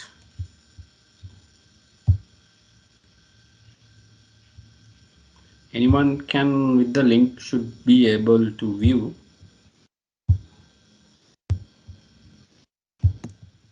The PowerPoint presentation only has viewer access, Kanishka. It doesn't really have the download access as of now. Oh, okay. Okay, so you can view it at the moment. I'll change the permission now.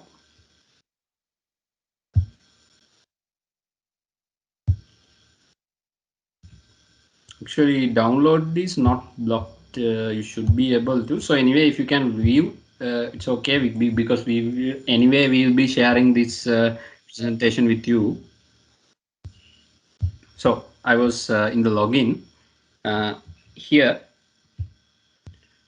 click on Students Office 365 Education login option, and then it will take you to the login page. So this is again the Microsoft login page. Again, you have to enter the same credentials, your CB number. The screen sharing is not available. I believe you're talking to the screen sharing, or is it just a presentation going on? Yes, sorry about that. So hope it's visible now. Yes, Kanishka, all good. Thanks, Kaushali. So I went to the lms.appit.lk homepage and I clicked on the option on the right hand side, Students 365 Education login button, and then I'm going to type my CB number at students.appit.lk and click next. And the default password would be simple double A, capital double A, 1 2 exclamation mark at mark, and sign in. I'm going to click no here, and then it will take you to your LMS account. So here basically you have everything related to your program, and to Appit you can explore it, all the relevant course schedules as well as academic regulations and exam guidelines and everything is there. And your course, like your modules, your subjects are under this menu, My Courses.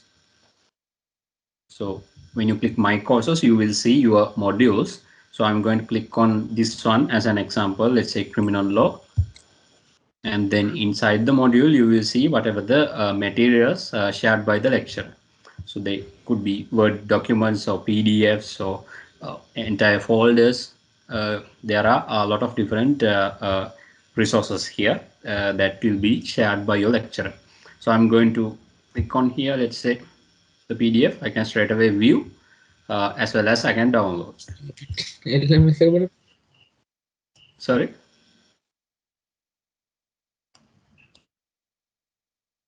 Okay. So I'm going to go into this module page to show you one key important thing. When you are joining classes, let's assume now today's Saturday and I'm a weekend student and I'm going to join my class, and my class is at right now. So as per the timetable, please check that timetable, and at the time you can go into that relevant module. So let's assume this is my subject, this is my module. I'm going into that module, and then on the top of that module page you will see the class link. So let's say this is business law module. I'm going to join that class. I'm going to click on this one straight away, this link. So by clicking on that you can join. So it asks me whether I want to open the Microsoft Teams app, meaning this application I'm using right now, or whether I want to continue it on this browser itself.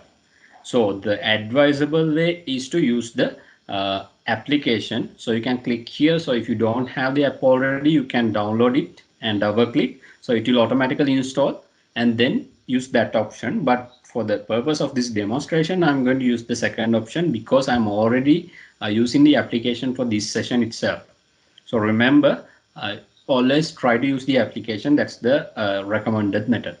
But to show you everything, I'm going to use the browser because I am using the application right now. So um, once you click on the lecture link, it will directly take you to the session itself. So I want to clarify for especially for the students who are progressing, unlike in the early days, you will not receive separate invitations and you will not have teams groups, and you need to like adhere to the timetable properly. Like you'll have to check the timetable and go into the LMS module page and click on the link at that time. Okay, that is much simpler than waiting, like finding the invitations or searching through the calendar. You will also not see any calendar notifications when you are using this, uh, except for special sessions. Let's say you are having like a particular special session to join a particular lecture, or let's say guest lecture that is not in your regular schedule, then we might send you a separate invitation which will show up on your calendar.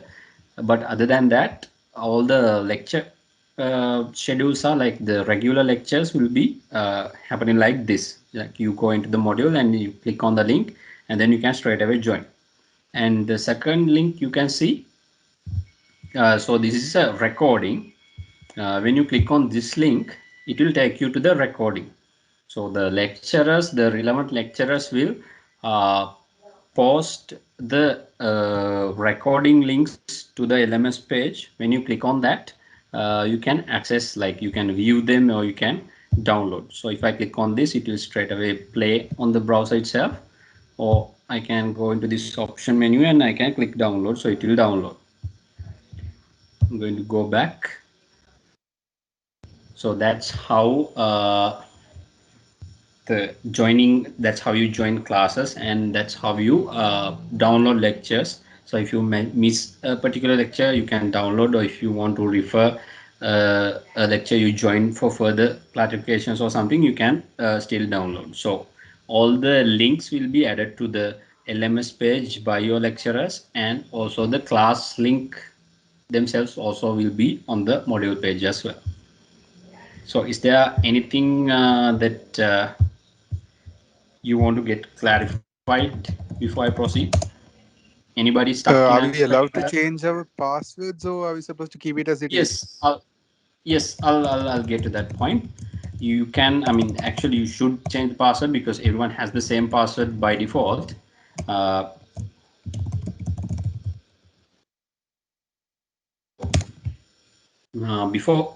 so I'll explain that in a minute.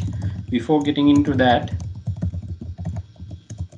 I'm going to show you how to submit an assignment, standard Turnitin assignment.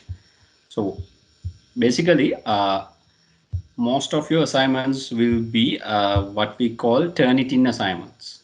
So basically, Turnitin is a third-party system which we have linked our learning management system with. So when, let's assume I'm a student, I'm submitting my assignment. It's a, say, Word file. When I submit that to the LMS, my document, so it will take that document to the Turnitin, and the Turnitin system will check all the text on that file and cross check those text against all the other previously submitted assignments from APIT as well as other universities in the. Anishka, Anishka, Yes. sorry to disturb. Your screen cannot be seen. Yeah, actually, I have stopped the screen sharing for the moment because Okay. I'm creating a Right. demo link to show you. So I'm just Okay. explaining. I'll show you everything. So Okay. this is just the concept how Turnitin works. So when you submit a file to the Turnitin, it will take that text in your file and cross-check that against with all the other assignments that has been submitted by APIT students as well as other universities around the world, plus published books as well as all the web content, and wherever we can get content like research content and things like that.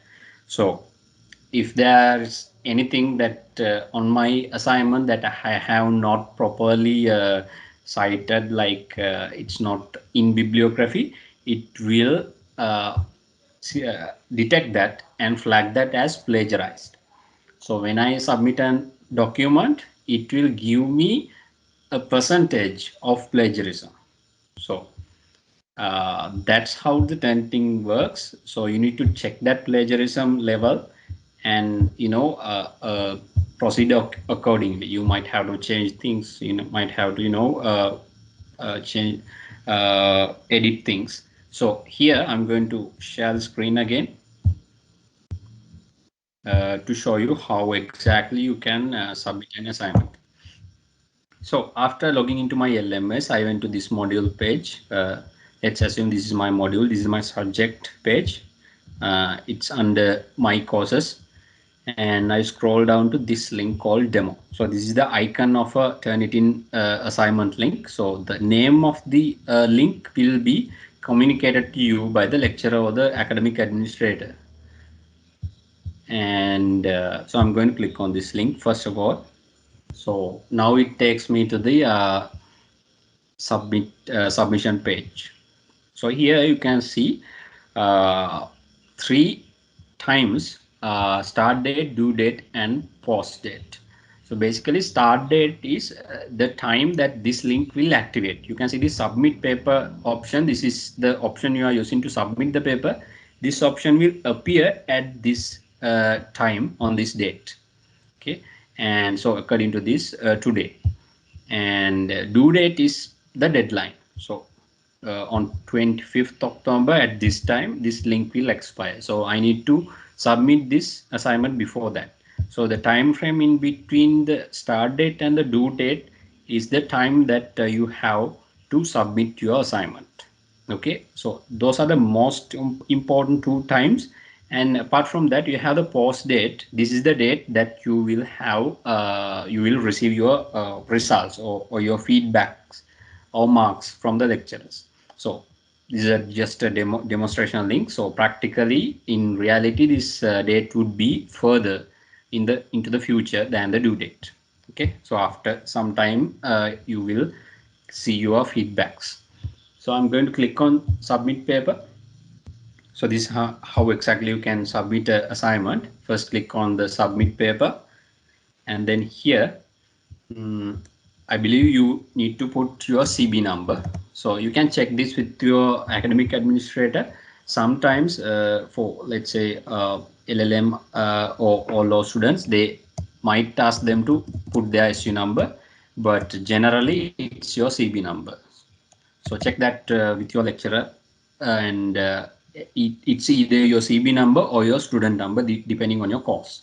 Okay, so I'm going to put my CB number, and I can drag and drop my assignment file into here, onto this blue colored arrow, or else I can go to this option and then choose file and browse and select my assignment.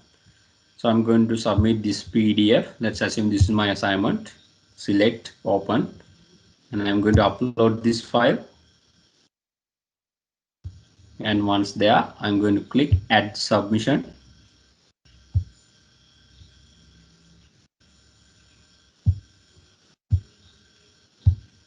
So it could take a while to upload depending on the size of your file. And this is the digital receipt you get. And apart from this receipt, you will also receive an email to your APIT email confirming the submission of your file. So that's the basically the proof you have to say that you submitted this file. So that is the confirmation. So I'm going to close this and then click on refresh submissions. So I can view my submitted file. So here you can see this is my title, submission title, and the unique paper ID, and the submitted date and time, and similarity. So this is the percentage I told you about.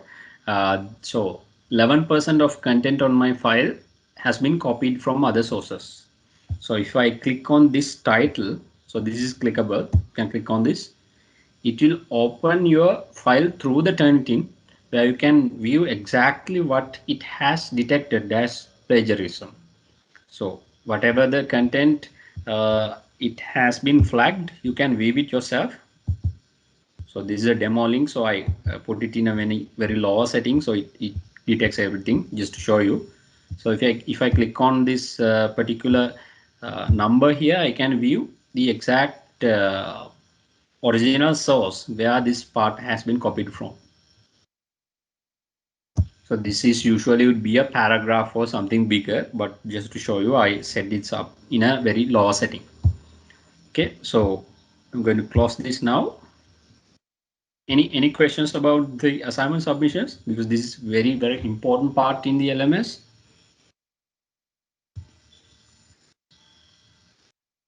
Okay. Excuse me, I have a question. Yes. In case the percentage, like what would be the accepted percentage for plagiarism? That would depend. Actually, I think there is no like acceptable level, but that would be depending on. Yes. Kanishka, may I take it? Yeah, please, Ravini. Yeah, thanks, Kanishka. Hi, this is Ravini. May I know your name? Ishini, no? Ishini, yes. Yeah, Ishini, the thing is now it's plagiarism, right? It's about, producing somebody else's work as your work, no, Ishini? So you can always refer others' material, but you have to use Harvard referencing. So if you have used Harvard referencing, even though you have referred other material, that would be fine. So don't go by the percentage, similarity percentage, because similarity comes when you have copied one-to-one. You can't do that now in an academic environment. So, always use the Harvard referencing when it comes to academic writing. Right. All right, Rishini? And in case there is a percentage, how do we go back and edit it? No, it's like this session, you can't go back and edit it. You have the option of uploading more than once before the deadline. Normally, on a given date before 5 p.m. you have to upload. So any day before that you can upload more than once. So say suppose first you upload and it was like 30%, and if you think you have not done referencing properly and you need to reduce the percentage, so you can go back and check and you can upload another copy. Then that earlier All right. copy will get overwritten. Right. Sorry. Okay. So, Thank Okay, yeah, I thanks. was actually getting into that exact part. So let's assume I forgot something. I forgot to add a part to my assignment, or like you said, there's some problem with the plagiarism or something like that. Anyway, I have to change it. So what I can do is I can edit the original file on my computer. Let's say this one. I can edit it, and then again I'm going into the same page and follow the exact same steps. So the previous file will be overwritten. But remember, as this instruction says, after 3 submissions, you will have to wait 24 hours to get that similarity report. So I can submit and then change something in the original file and again submit and then again submit. I can repeat that process after uh, actually it's 4 times. Up to 4 times you can repeat that, and then after that you will have to wait 24 hours to get this similarity percentage level. But your submission will go through, but you will have to wait to get this percentage. So basically it's better to limit your tries as to minimum. So make sure everything is in order before submitting. But in case if you need to change, there is a small chance you can do that. So hope it clears everything up. So that's basically the important parts of the LMS. I'm moving on to the next Apit. So Apit Wi-Fi, you can access it when you come to the Apit premises. It will be, the network name would be student Wi-Fi, and Apit lab computer login. So when you are going into any computer, let's say a library computer or a lab computer, username is always your CB number and your email password, same thing. So you can type the entire thing, but it's not necessary. You don't have to type the at students, that part. You can just type the CB number and your password when you're looking into a Apit computer. And the Apit library, I'm just going to show you the interface, the login, because it will be covered in the library session. Library.apit.lk is the URL. Sorry, apit.lk is the URL. I'm going to show this on the notepad as well. So basically this is the URL. Okay, so on the right hand side, on the top corner, you have the login option. When you click that, you can get to this login page. Okay, so that will be covered comprehensively in the library session. And next we have Apit web space. So web space, like I said, you will be using occasionally. uh, the URL is webspace.apit.lk. So I'm going to again copy the URL to here so you can see better. So it's webspace.apit.lk. Here on the home page you have academic resources. Under that you have your timetables and internal results and things like that. In ICT menu, under apps, sorry, under ICT menu in apps, you have those request forms I told you about. So when you are logging into this, your username would be your CB number, and your default password would be your CB number itself in capital. So once you log in, you will have all the I believe I have changed the password. So you will have all your login. Sorry, you will have all your, okay. Unfortunately, I have changed the password of the demo account. So I'm going to show you how it looks. Give me a moment.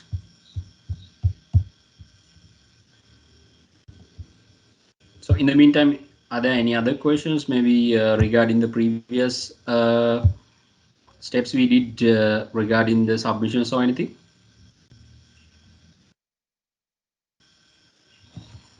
Okay, we So are when we change the almost password, at the end of. Yes. so when we change the password from Office, it gets changed across everything, right? Yeah, it's changed across the everything. I'll get to that point at the end. Okay, sure. Okay. So I'm going to share the screen again. So as you can see, so this is how your web space page will look once you log in. You have all these forms, so you can click on them and straight away all your information are automatically filled. All you need to do is to select whatever you want. Let's say I'm requesting a letter, so I can click on academic help desk and select what type of letter I want. Let's say a company visit letter, and then specify any special details and then click submit. So it's pretty self-explanatory. Once you log in, it's pretty standard. So I'm going to uh, the security aspect now, the passwords. So here, so before going into the password, like I said, the third one, Staffordshire account, SU account is what we call that, will be provided by the Appit library, and you will have a comprehensive session on that. So in your Office account, the Microsoft Office 365 account, once you log in, on the right hand side, you have this option to change your password. So I'm going to show you the sign in again. You have a settings icon. When you click that, on the right hand side, you will get the option to change the password. So in here, you can see it says JD, and right next to that, once the page is finished loading, it will show me this option, settings, and then I can change my password. So once I change it, it will change everything here, like the Office 365 login and the LMS login, Wi-Fi, computer login, library, everything. So will be updated. So your account have an expiration date. The password have an expiration date. On that, once that date is reached, it will be expired. Then you will be notified by a automated email. Once you get that email, you can change your password. So these are the URLs that you need to remember. Please bookmark this. It's better, it's easier to access then. Just bookmark all the URLs. If I show you, if you are using the Google Chrome, go to this option and bookmarks bar. Once you get that bar, go to this URL, whatever you want to bookmark, and drag and drop this padlock icon to here. Same with the LMS. Sorry, lms.appit.lk. And once I go to the home page, I can drag and drop to the bookmark bar. So that's the end of we have come to the end of our session. So please do get the PDF from the chat box, and then you can just click on them straight away and go into the site, or else you can just watch the recording, or else you can take a screenshot. So these are the three URLs you will be using mostly, apart from your SEO account. And if you have any IT related, any technical related issues, please email us on it@appit.lk. So please remember your CB number and your batch code when you are emailing us. You can get your batch code from your counselors or else the academic administration, because when you send us an email with your batch code, we know exactly who you are. We can narrow you down. Therefore, we can help you out much quicker by narrowing down what modules you should be enrolled, what lecturers are in your modules, and so on. So that's the end of the session. Before I wind up, anything else anyone want to clarify? So Gayal, don't worry for now. Once we finish everything up, you will have your modules in your what you call this my modules menu. Don't worry about this for now. Before your first lecture, we will be sorting that out. Okay. And I APS also login. want to tell you that, Kanishka, if you're worried about this whole process, absolutely not a problem. This session is on record, and we will be Yes. dispatching this recording with the access links to you before the end of the day tomorrow, because we need a few minutes for the video to get downloaded. And we will get Ravini to send you the link with the access for you to view it. You will not be able to download it because we are sending the communication to your personal emails, but you will be able to view it and go through this session slowly, and anytime you can give us a call. Yes. So if there are no questions, I'm going to wind up. So thank you everyone. We took a little few more minutes than anticipated. Sorry about that. So good luck with your program. Thank you. Thank you very much, Kanishka. Thanks a lot for your support. So again, I'm reiterating the fact that ICT session is done for you to set it up today itself, but absolutely not a problem in terms of getting familiarized with your account settings and all the other information. So please do wait for the email to come with the access information. This particular link we are going to be sending will have the full recording of the orientation and guidelines, documented guidelines for you to log into web and get your email set up as well. At the same time, all the needed information about the academic content as well. So now that we are going to be getting into few different platforms, we are almost at the end of the orientation program, and the common sessions are going to be over by now. So I would want to give you 3 clear instructions. All the students from Candy campus and from Colombo campus who are joining us in the MBA program will remain in the same platform as it is here, right? And the students who have joined the LLM program, you will be joining the link that I'm going to be copying over here. I'm going to be putting it into the chat. But if you are not seeing the chat, please don't worry. You can always go back to your schedule that we have emailed you right in front of the last session where it says meeting your award coordinator. There is a link that says what is the link for you to join the MSc program and what is the link for you to join the LLM program. So please do use those links and you can join the respective sessions. And MBA students will be staying in this same link so that they can continue with the MBA session as well. Right, give me a minute until I put the links back in the chat.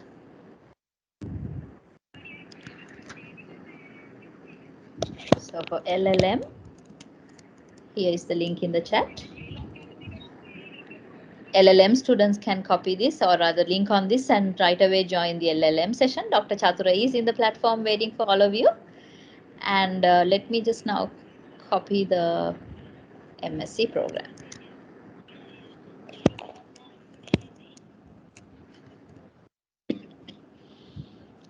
Here is the link for the MSc program. So Dr.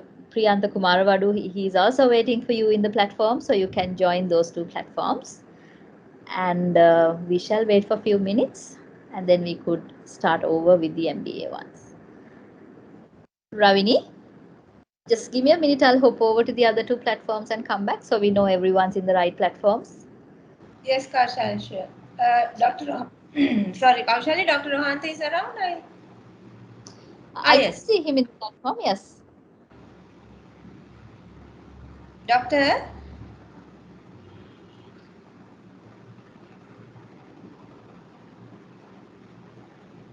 So Okay, until Dr. Rohanta comes on board, let me invite Ravini, who is one of our very senior and very expertized person at APIT, who will be supporting to you throughout your postgraduate journey. And she is the person from the academic administration who will be coordinating with you for your postgraduate work in terms of academic administration support. And she is currently working in the position of a senior manager for timetabling at the same time for academic administration and resource planning as well. So she will be taking over to talk to you about the module information and the other information that you need to know for now, and we will move on to doctor's session from there. Ravini, over to you, dear. Thanks, Kaushali. All right, now as Mihiri was explaining in brief, academic administration also has quite a role to play in your studies. So basically, now main thing is that you will be attending lectures, and parallelly there are other activities to be done. As an example. Monitoring of your attendance too, and then when it comes to assignment submission, monitoring of all that, and then your results, then scheduling of your maybe dissertation presentations, all that. So there's a lot of other academic uh, administrative related matters which we are handling in our department. So to start off with, let me share a basic, the basic, something basic that you all would require in order to continue with your program.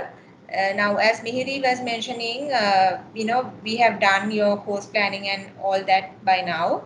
So, if I am to share with you the course schedule, I'm sorry.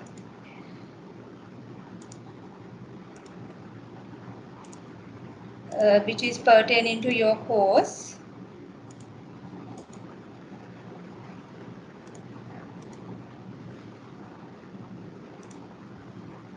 Just let me know whether you can see my screen, please.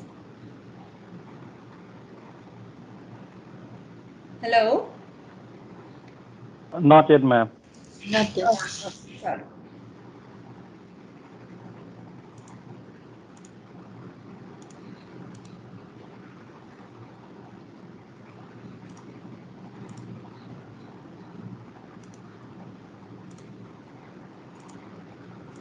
Let me try again. I hope that is visible now. Yes, it is. Yeah. Okay, now this is something basic that you would require, because I'm sure that you all must be wondering, what are the modules that we'll be doing and how many modules per semester and how long is the semester and when is the next second semester, do we have breaks, and when are we having our assignment submission, all that.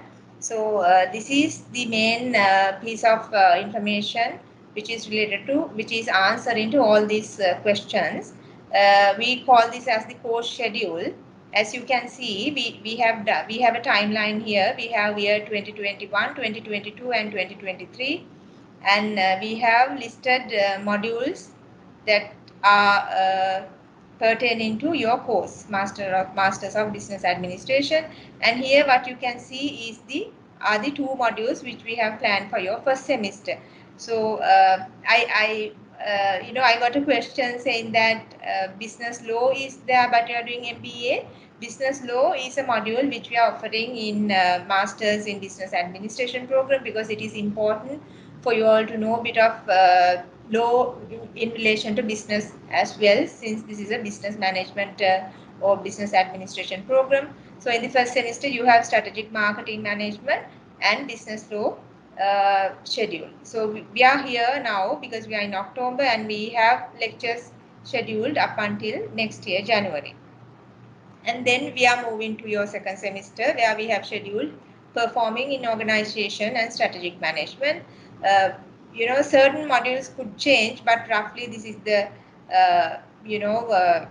module plan. If there are any changes, I'll be circulating a revised schedule to you. So just to get an idea, these at the moment, these are the modules that we have planned for you all, because always we are working with the university to ensure that we have the best module combinations for you. So this is the module combinations that we have for each semester at the moment. So first semester, strategic marketing management, business law, and second semester, performing organization and strategic management, blah blah. And remember, this is the module code, because you would require this module code whenever you are submitting an assignment, whenever you are referring to some module related information in LMS, So this is very important. So don't ever wonder where I can find my course schedule. I will show you. I have already shared this in LMS so you can easily download. So all these information are there in this course schedule. So you can see after 3 semesters, you'll be moving into your 4th semester, and parallel to your 4th semester 2 modules, you are starting the project. And by that time you are in the latter part of the next year. So here we are in October, and by next year October, which is exactly after 1 year, is your last semester where you are going to start the project parallel to 2 modules. But don't worry, these although you are starting the project, you won't be having like submissions where there are heavy weightage of marks are being awarded, nothing like that. We'll be guiding you to start off with the project and literature review and all that. And then there'll be a small deliverable at the end of the, like after your normal submission. So we will ensure that there's no heavy workload even during the final semester. And then after that you can see, you after I mean during last 3 months you don't have any modules running, you have only the project to focus. So you can do your best, because project is the opportunity which you are getting to put all the things that you have learned together, and to prove that you can really solve a real business world problem. So by this time, you should reach, you should have transformed to a resolver. You should be able to resolve a given business problem. So that is the whole intention of having, or whole purpose of getting you all to do a project. So that is about the course schedule. So if you have any clarifications with regard to the course schedule, you can raise now. Anything? Sorry.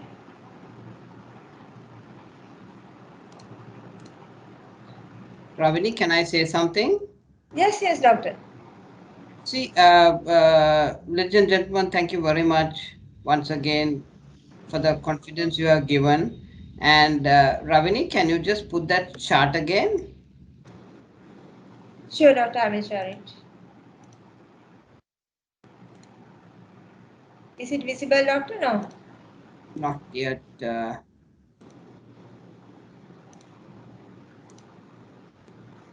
Yeah. Thank you, Okay. Ravini.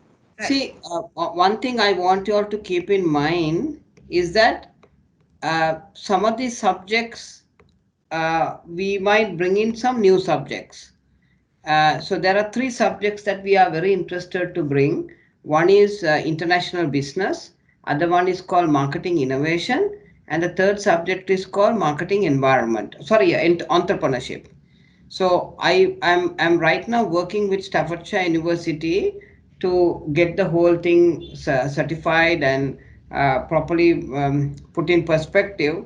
And as soon as the board gives me approval from the university, I will introduce them from January onwards for your next 2 semesters, because I strongly feel that everybody must get very good knowledge about marketing innovation, because as I told you, all the consumers have changed the way they think and they behave.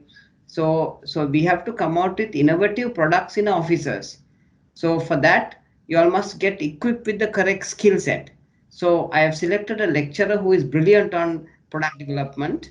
So as soon as that comes, I will introduce that subject also. And secondly, is this subject called business and international business. As you know, guys, we are having a foreign exchange currency huge issue in the country, and unless a company exports, they can't earn the foreign exchange to buy local raw material. So because of that, I'm introducing this subject called international business, which is actually international global export marketing.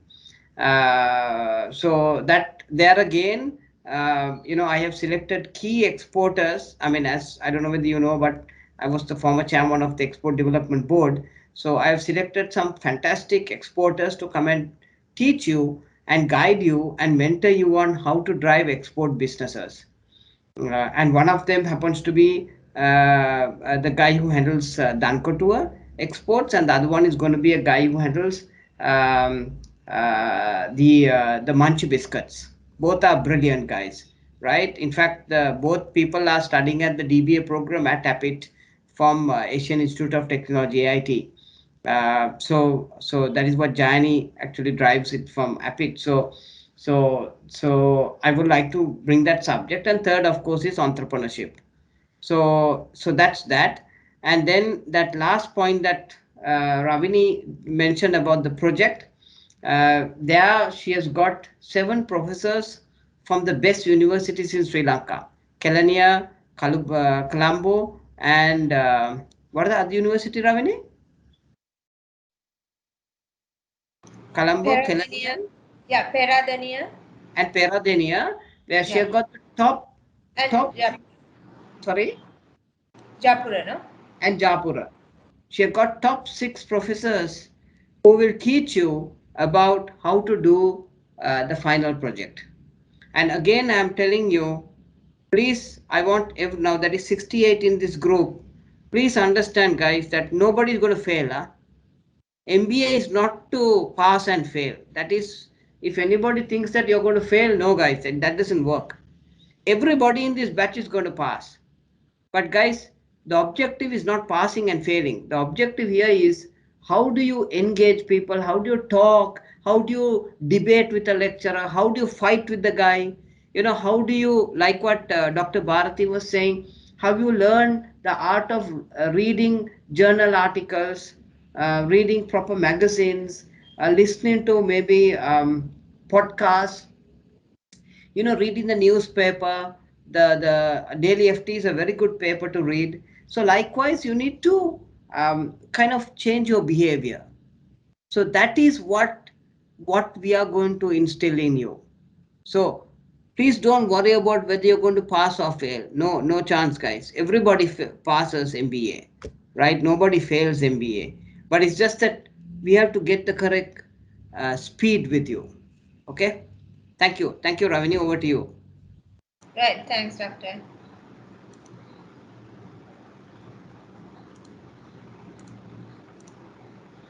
Yeah, let me Sorry, share the just other important. Yeah, yes, Doctor, go ahead. see, guys, also please understand this. Ravini is very, very strong on a academic administration. She's actually a quality certifier, so she's very strong on quality. So she likes to maintain certain standards. I mean, she works very hard. You won't believe. Yesterday she worked, I think, 8 in the morning till about, I think, 10:30 in the night, because we had to solve a problem of the earlier batch, and she somewhat sorted it out and made sure that everybody passed. Okay, so be very close with Ravini. Any problem, guys, with lecturers, please tell me and Ravini. Okay, please don't think that you're complaining. You're not complaining.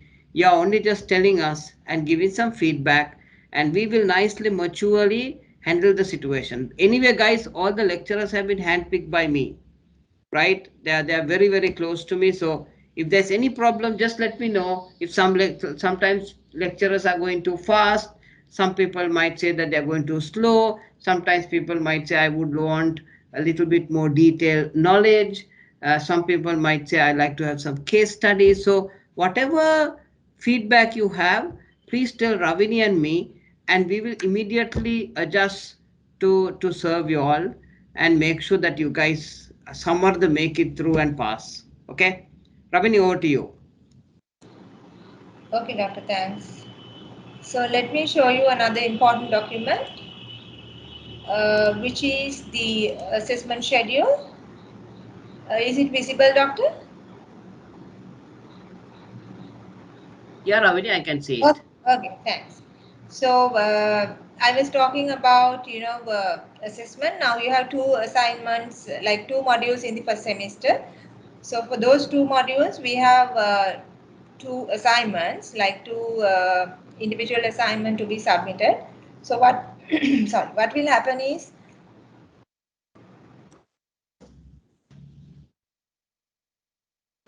I'm sorry. So what will happen is, your lecturer, module lecturer will be, introducing the subject, and after a bit of introduction and all that, after moving into a bit of the depth, he will introduce you, or he will issue you he or she will issue you the assignment, and assignment briefing or proper guidance will be given. Marking scheme will be explained. So once everything is being done, then it is your turn to start working on the assignment. So it is really important for you to work along with the lecturer to ensure that you are achieving the required competency level in each and every module. So once everything is been done, you have to submit it. Kanishka explained that we have, Turnitin submissions, which means you will be doing your assignment. We are not asking for hard copies. As a soft copy, you can upload into the Turnitin software. And the modules that are relevant to you are business law and strategic marketing management. So business law submission is on 5th February, strategic marketing management 12th February. So in APID, we normally expect students to upload their work before 5 p.m. So after 5 p.m., if you have any, due to any reason, if you can't upload by 5 p.m., then please don't worry, just reach out to me. I will advise you how we can handle the situation. So just to keep you all updated with regard to that as well. So separate document with, while I am sharing the timetables with you, I will share the submission dates also along with that with you. So there's nothing to worry to remember these things or anything. So all that will be sorted. So is there any concerns with regard to your assessments or submission dates? If not, I can move to the next important. No, during the first semester, good news, you don't have any final exams. But of course, within the MBA, there are 2 modules at the moment with final exams. So from the module list that I showed you in the course schedule, there are 2 modules with final exams, but you don't have any of the modules with final exams in the first semester. And rest of the assignments, all the assignments are individual assignment. You do not have any group assignments. Anything else which you would like me to clarify?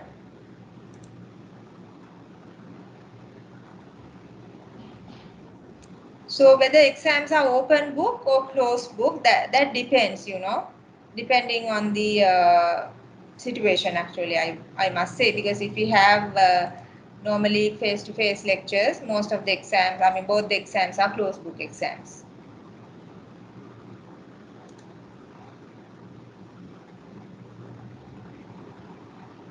Any other clarifications? If not, let me move on to the next important section. Right now, Kanishka was explaining about accessing learning management system. So once you access your learning management system, you can scroll down and you can locate, lot of important information into your right side, like APIT rules and regulations and SAIS forms. SAIS forms are the form that I just showed you, with the assessment submission date. So here, if you refer under postgraduate, you can see MBA, MSc, LLM, all the assessment submission dates are there. And then, very important, you can see the module descriptors. Module descriptors are another name for syllabus. So all what you have to do is you just click here, then a zip file will get download, and then you can open the zip file.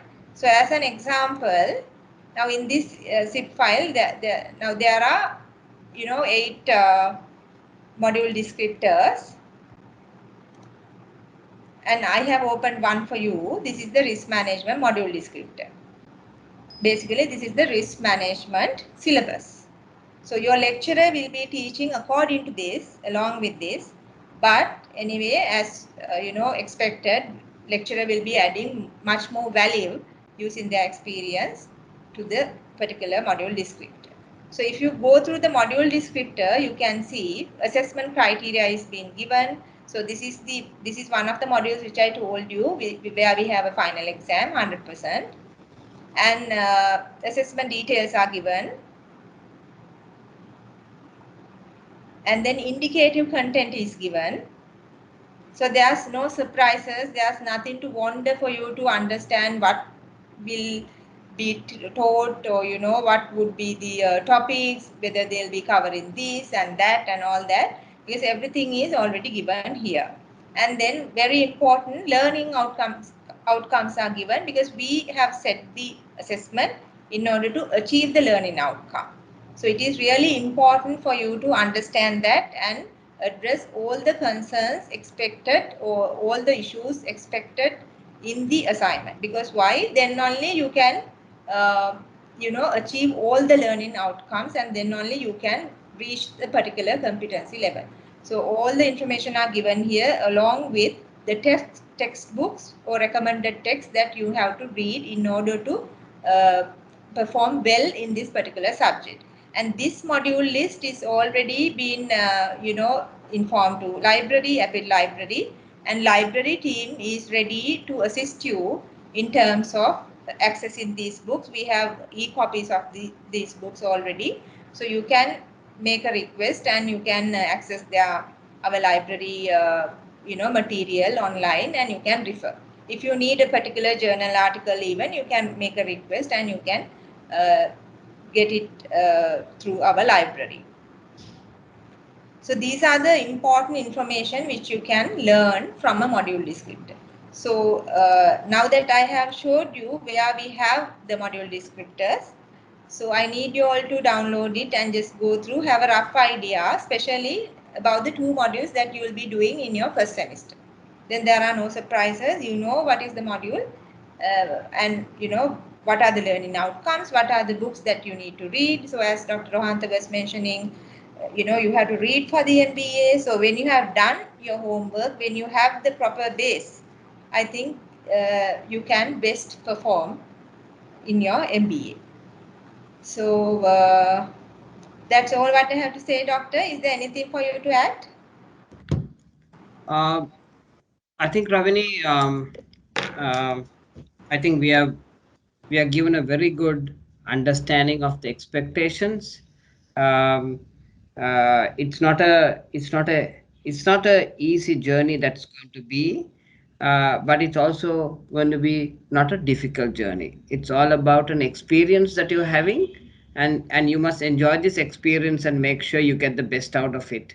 So it's going to be another beautiful journey of going back to school and studying. And so we are all here to help you and guide you. And I just like to tell you all to please look after your health. Please don't take risk. The I just got out of a meeting because I'm also a Rotarian, so we are supporting almost 40,000 kids to go back to school. So we are doing this huge campaign in the next 4 days of um, supporting children to go back to school, mainly in the rural area.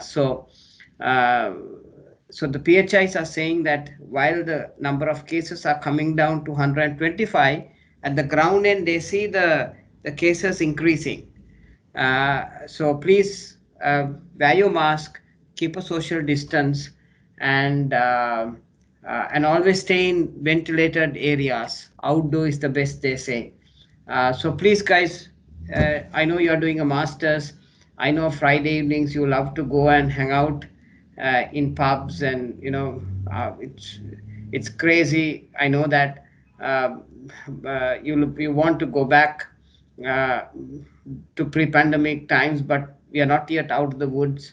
So especially because we are island nation, so because of that we have a lot of underlying health conditions like diabetics and things of that nature. So that has a lot of complications when somebody gets COVID. So health is number one, and number two is enjoy this experience. And uh, you know please, guys, we have to finish this MBA. Okay. Thank you so much, Ravini, for all the work you've Yeah. done. Thank you, whole team. Mihir is, I mean, fantastic. We have Kaushali, we have the whole IT team, Rajita, Rajiv, are there, and I'm sorry if I not. Jan is there. I mean, the whole gang is there. I mean, we are all here, guys, to support. And please don't forget to watch the webinar every Wednesday at 6:30. So this Wednesday is the ambassador for Sri Lanka in Brazil, Sumit Disanayaka, who is be featured online. We will send you the communique. Please listen to him. He's been talking about the bilateral trade between Sri Lanka and Brazil and how Sri Lanka can improve. So every Wednesday we are having a speaker coming in. Fantastic! It's the best. Like today, how you had the Chamber of Commerce head, a managing director for Sunshine Holdings, who has connected you from Cochin. Sumit is joining from Brazil, and then the Wednesday after that, my former boss from the UN, she's now the country head for Serbia, is joining in, and she'll talk about the problems she has in Serbia and how the UN is supporting, and how she lived in Sri Lanka, so she will tell her about the Sri Lankan experience. So we got some fantastic speakers. Ravini, over to you. Yeah, thanks, doctor. So one last piece of information. Now I hope you all will be setting up your Appit account. Some of you all might have already set it up.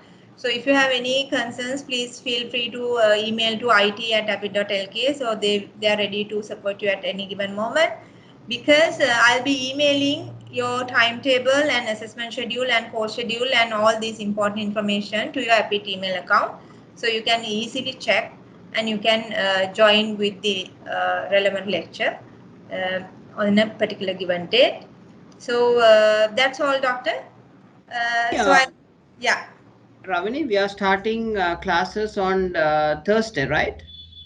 Yeah, that is also important, doctor. For weekday batch, we are starting classes on Thursday. For the weekend batch, we are starting classes on Saturday. Okay, great. Weekday classes from 6 p.m. to 9 p.m. Weekend, it will be from 9 to 12 in the morning and 1 to 4 in the afternoon. And Sunday batch is starting on the 1st of November, right? Yeah, orientation. Let's see, doctor. Let's discuss that and communicate later, no? Yeah, but those who are going to do Sunday batch, they must know when, no? So they will be starting only on 7th November is the Sunday. Yeah, 7th November is the Sunday batch. Okay. Guys, I just need your support for those who are doing weekend. See whether the people are doing weekend, whether I can have 5 to 6 people if you can come on a Sunday. Then guys, I'll have a nice small class of 20, which is very, and I'm personally teaching on Sunday also. I'm teaching on Saturday also, but I'm personally taking the Sunday class because I don't want to teach more than 35, 36 in a class, otherwise I don't know you. Yeah. So yeah. Thank you, Ravini. Right, doctor. Kaushali, over to you.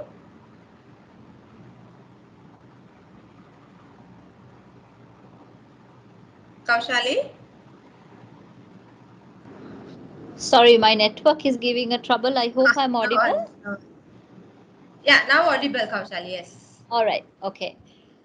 So we are almost at the end of the MBA segment as well, I believe.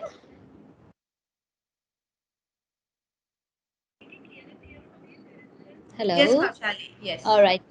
Okay, so thank you very much, dear students. I'm really sorry my network is giving a bit of trouble, so I can't really come on the video right now. But thank you very much for coping up for these few hours. I'm sure for some people it's after a long time that you're coming to the academic setting and to start off your studies. But as Dr. Rohanta had been saying, and all the other heads of departments have been saying, and just Ravini and myself have been saying, we are definitely there to support you through your journey and make sure that you will walk down that aisle of your graduation as scheduled. So we are at the end of the orientation, and I would want to let you know that I'm just pushing the feedback form for orientation. As Dr. Rohanta said, it's very important that we get to know how have we done and how can we expand and develop ourselves to make your lives better in terms of academic learning and of course in non-academic experience as well. So I'm just pushing off the link over here to the chat, so you can access it and give us the feedback on the forms as well. At the same time, we will be sending you all the recordings in an email to your personal email accounts, just because you're still getting ready, and some of you may have access to the office account, some of you may not have access. So just to avoid the trouble, we will be forwarding this to your personal email, the total video that you can access it just for the viewing purposes. So please do expect an email to come from Ravini before the end of the day tomorrow. And if there's anything, do send us an email to sss@apiit.lk. If not, you can always reach out to Ravini as well. So that concludes our orientation for the MBA program and for the LLM program and for the MSc program. And thank you, everyone. Hope this is an inspiring start for you, and wish you all a very good future for the next 2 years to transform yourself and to end up being a different self of yourself in the positive line. So good night for now, and have a great evening, everyone. Thanks, Kaushali. Thanks, Ravani. Thanks, everybody. Thanks, You're Doctor. welcome, Doctor. Good night to you.